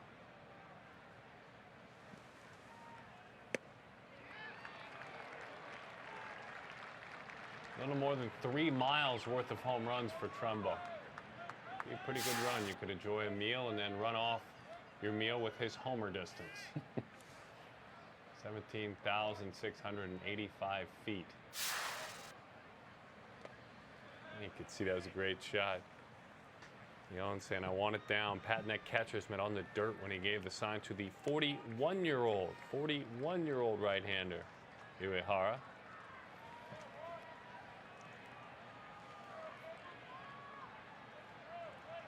He was so good in 13, Koji. Cy Young votes, MVP votes, 74 in the 3rd innings, 101 strikeouts. On pitches like that, they were harder. They were more lively back then. That's a pretty good inning, Grandpa. Nice job. 41 years young, and the reaction there, good stuff. Well, this is our final MLB Plus show. No spin rate on that. That one disappeared. Certainly a lot of the things we are tracking, and we, again, one more time, answer the question, why are we all here? What does it all mean? What is StatCast? Here we go. Several years of research and development were realized in 2014 with the debut of MLB.com's StatCast, the first ever reliable measurement of every play on a baseball field. Pioneered by MLB Advanced Media and debuted with prototypes at the 2014 All-Star Game, League Championship Series, and World Series, StatCast's roots can be traced back roughly a decade earlier to MLBAM's introduction of pitch tracking. Pitch tracking delivered a never-before-seen wealth of detailed information regarding every pitch thrown in the major leagues. Though a bold move at the time, today, pitch tracking technology is ubiquitous throughout broadcast television and baseball's digital products. But despite the data compiled on pitching, never before have there been reliable defensive statistics. The goal with StatCast was to leverage the technology to ensure that defense could be quantified and that a more complete picture of our game be made available to fans. To that end, all 30 ballparks have been outfitted with 2 distinctly different but collaborative technologies to allow for the data capture, optical tracking, and radar tracking. High-definition video camera arrays, spaced 15 meters apart to capture stereoscopic video, and a 3D Doppler radar system which captures 2,000 samples per second of the entire baseball field. By marrying the data from each of these systems, it is now possible to scientifically quantify the skills and talents of players on the field using new player performance metrics.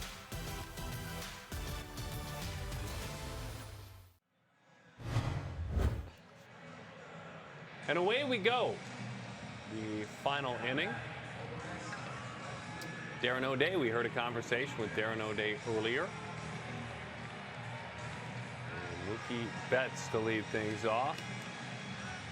Betts has made this ballpark his home, and whenever it's spray charts, we bring in our expert on spray charts. Mike, what does that all mean? Yeah, this is from our friend Darren Woodman. What this means is he's hitting the ball all over the place. You see the red dots beyond the outfield wall there. He's not just pulling it, he's not just hitting center. He's spraying the ball all over the park. There's nothing they can do really to get this guy out. We saw the absurd numbers earlier. I would love for him to be traded to Baltimore and play an entire season.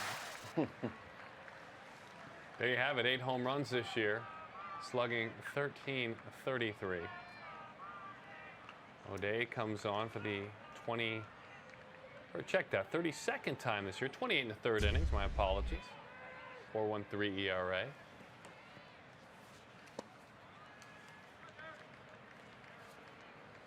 O'Day not having quite the same season this year. He's still getting the strikeouts, but last year he walked fewer than 2 per 9. This year he's walking more than 4 per 9. And he's always been the fly ball type, and more balls are leaving the park than usual. Obviously the slider, but he has that very impressive four-seam fastball. He doesn't necessarily throw it that hard, but from the angle he's throwing it at, it's kind of an interesting way to look at spin because his spin is almost a different way because he's throwing it from sidearm or down under. That was it right there. That's a tough pitch to deal with. Just nips the outside corner. Mookie doesn't like it.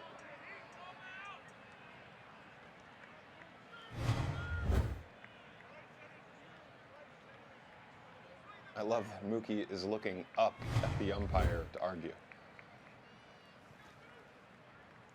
Looks like it just crossed to the outside corner of the zone, barely. Yeah. He's got a piece of it. Uh-oh. High fly ball. He didn't hit it again, did he? Did he? Did he? He didn't. Oh, baby. One of the few stadiums where you can rob a home run without jumping. Kim up against that wall. Oh, my goodness. Pulls his hands in really nicely right there. I know, right? Yeah. That's just so hard to do. Most people break their bat, something. So you can see the 364-foot, that's where the wall was there. The projected distance, obviously, if there was no field or no wall, just where the ball would have landed on that, 366 feet. So he technically hit a home run. But I like that because it also kind of proves that the radars are pretty accurate. Trying to hit his 9th home run. Sammy Sosa hit 8 home runs in Houston in 2001. Mike Schmidt tore up the Cubs in 1980 with 8 home runs at Wrigley Field. That's a fun bit of research they all put together for us. Betts and Sosa and Schmidt. I bet Sammy had some 7s and 6s that year as well.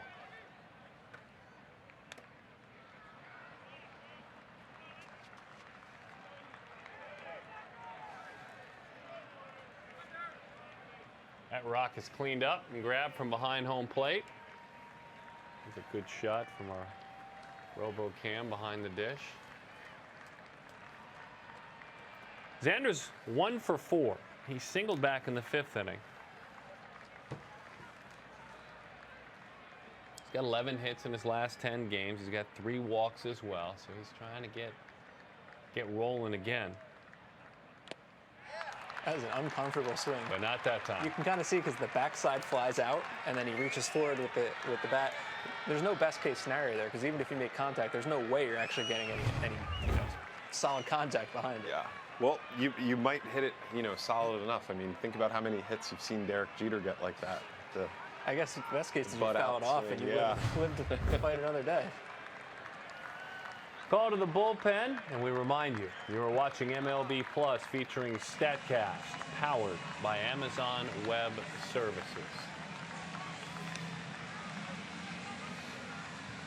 I'm going we have a Gary Sanchez home run, StatCast, just for you. Just for you. We're going to take a look right here.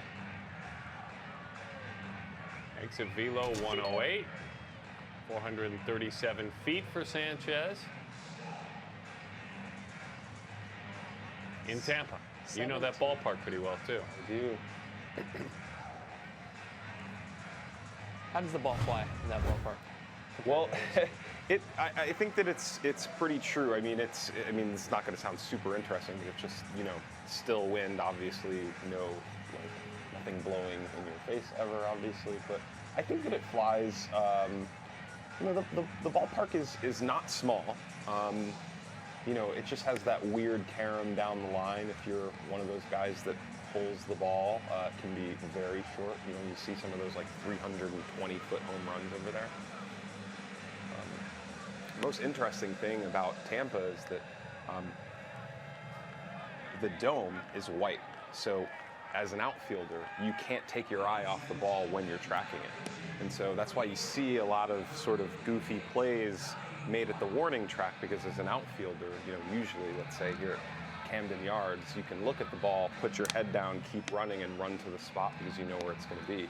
But if you do that in Tampa, you're going to be looking up at a white wall trying to find a white ball. You'll see a pretty goofy play here. O'Day gone from this contest. Xander Bogaerts gone thanks to Mr. O'Day. We StatCast look back at that. The extension at 6'6", the sweeping slider.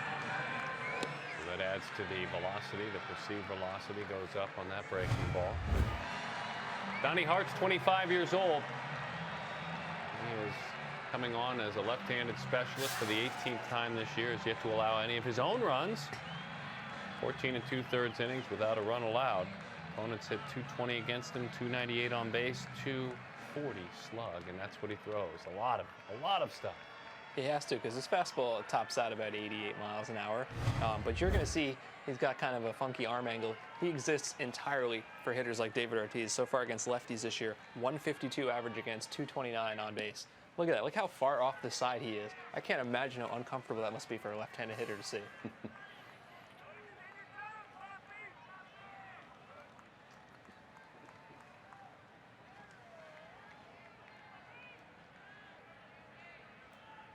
Hart, Texas State University, produced Paul Goldschmidt. Fastball in.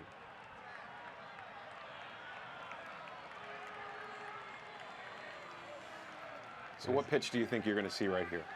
2-0. Well, let's see. Hart throws a little bit of everything. He started him off with a slider. Missed with a fastball. 2-0. I mean, David Ortiz. I think he's going to throw another slider. Call it. I say fastball. I think you're right. Some guys 88 miles an hour is a slider. But for Donnie Hart, pretty sure that was a fastball. It's 2-0, and you made the best 40-year-old baseball player on the planet look pretty ridiculous. You're exactly right. There's some good deception on that ball. Yeah, he does have a changeup. I'd be interested to see if he tries to drop one low here. This might be the time.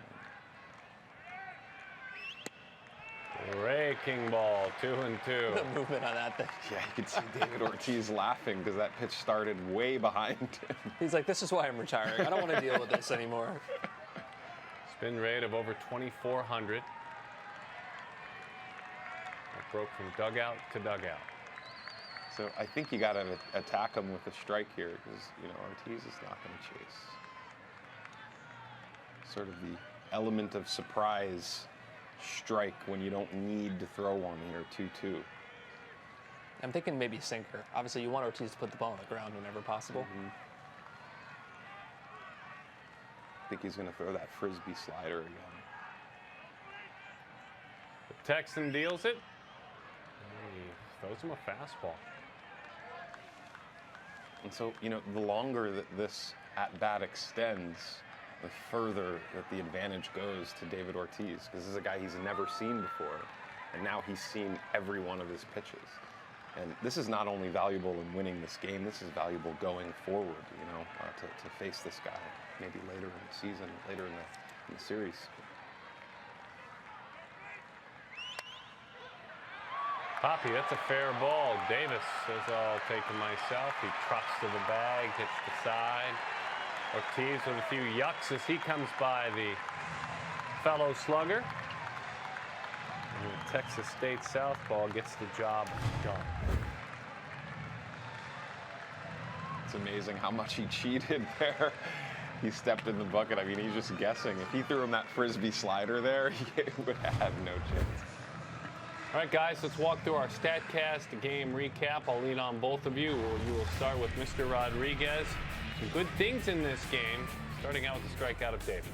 Yeah, we've seen this one a couple times. This is, you know, Rodriguez we talked about. Really impressive with that nice changeup to go with that 96-mile-an-hour fastball, which is what you see right there. And he dropped in the slider from now and then.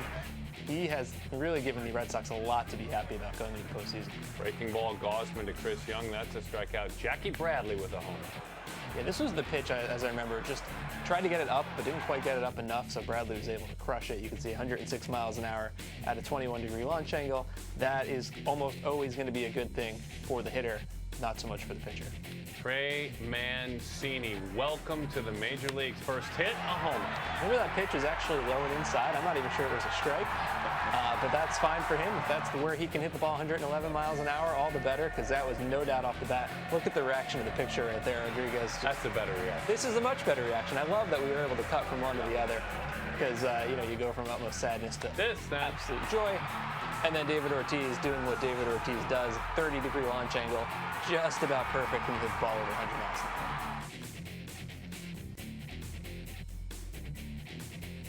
Animated, StatCast, powered by Amazon Web Services. A starry night in our animated world.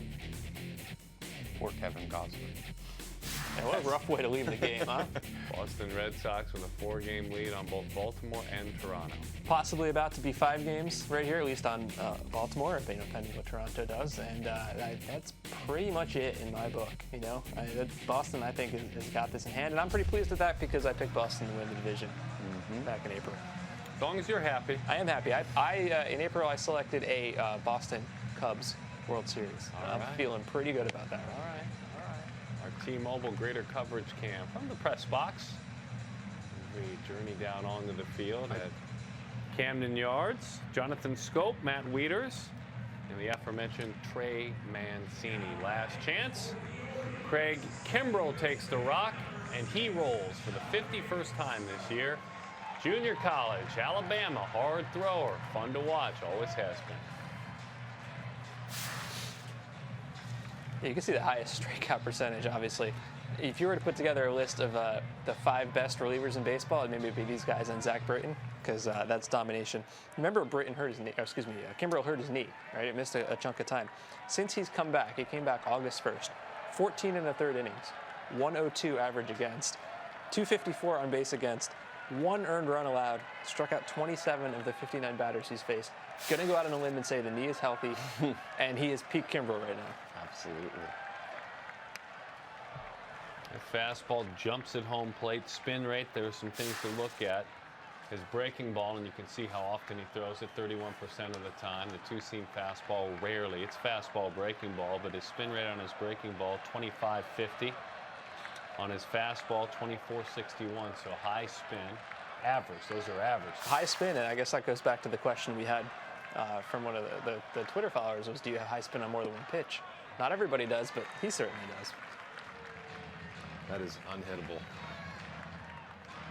That spike curveball, 26.16 spin rate there. You can't swing the bat when your knees turn into jelly. It's just... Called a knuckle curve because the knuckle comes up, but he's still on the side of that baseball. Yeah. That's why you switch hit right there. 98.2 miles an hour, jumping up and out of the zone. It's a pretty good extension on occasion, too. His average extension, he'll get out and extend pretty far at times on that fastball, 6.5, 6.5. Not a comfortable at bat. Your nervous system is engaged. I'm not even comfortable watching it.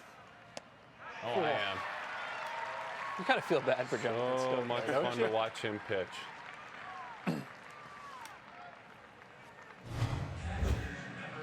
Kimbrell very active too, by the way, and he's certainly not alone, but very active in the fight against pediatric cancer, and that is something we knew about him in Atlanta, very much stepped up in San Diego, and love that part of who he is as a man and a baseball player, Craig Kimbrell, as he faces Matt Wieters now.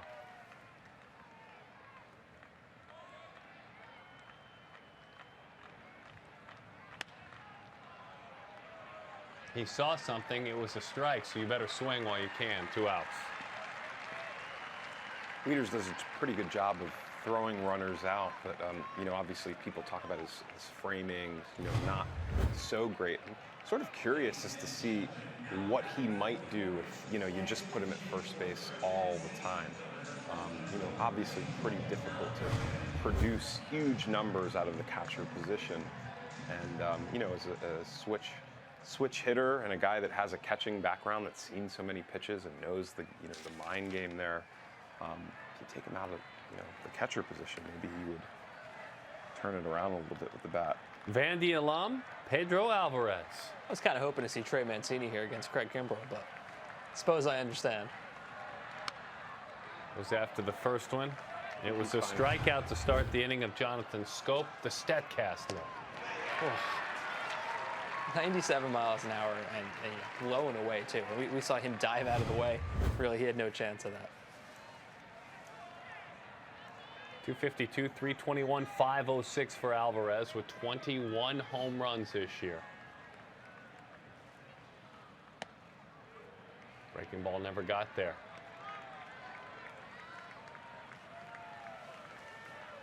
David Price comes to the top step to watch his all-star teammate.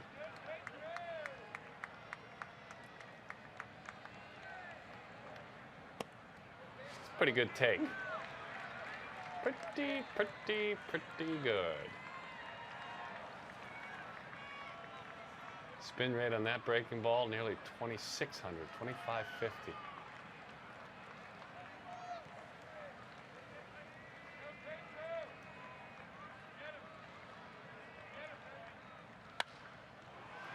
High pop.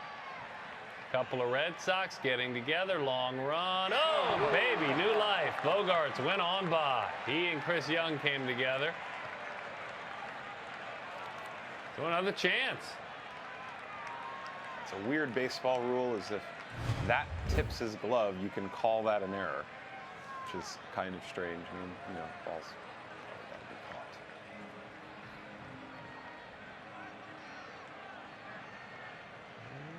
A little bit too far. Trying to get to that wall to make sure he was safe, but then by trying to get to that wall, he went too far. I mean, that ball's spinning quite a bit. So David Spin Price rate on that. looking on. Price will go Thursday in this one against Chris Tillman in the series finale. Price and Tillman in the finale. Spun off the breaking ball. It stayed high. 3-2. Well, there's about 99% chance we're seeing a fastball here. Pedro Alvarez is a good fastball hitter. If he makes contact with it, the way Alvarez swings, I think it might, blow through 3 counties.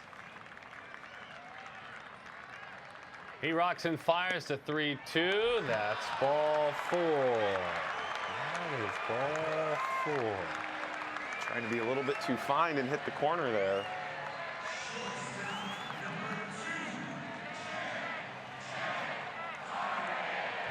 You hear the crowd join in. It's J.J. Hardy time.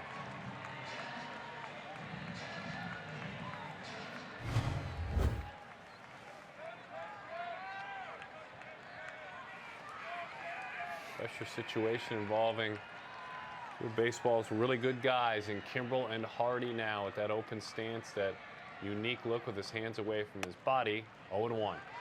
99 miles an hour. Spin rate of just a tick under 2,400.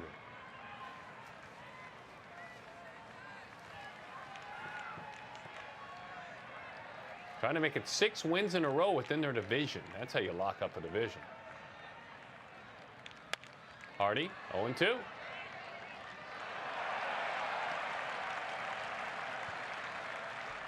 So you come back with another fastball, or you drop that knuckle curve here? I mean, there's no wrong answer, I guess. That's exactly what he's thinking right now, what Hardy is. Yeah, I mean, if you elevate, I mean, the thing is, he probably doesn't even really need to elevate. He'd probably throw it right through him, right down the middle. But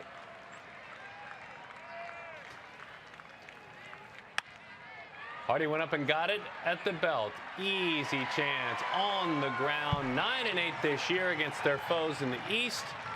The Boston Red Sox have won 6 consecutive games within their division. The 3rd time this year they have gone on a 6-game winning streak within the American League Western Division, and that is the ball game. 5-2 the final score. The Red Sox the victors. Rodriguez was really good, going 6 1/3. 4 hits, 2 runs, 7 strikeouts. Drops his ERA down with really good work. And Gausman in this one went 6 1/3. Boy, it got ugly quick for him, unfortunately. He gave up 5 runs, all earned. David Ortiz with a long ball, a 3-run shot to end things. What'd you learn tonight, Mike? What did you learn tonight watching this one? I learned that when the Red Sox get to the postseason, Eduardo Rodriguez is a guy that they can count on. We saw that with the changeup. A big part of his renaissance since he came back was adding the slider. As I said earlier,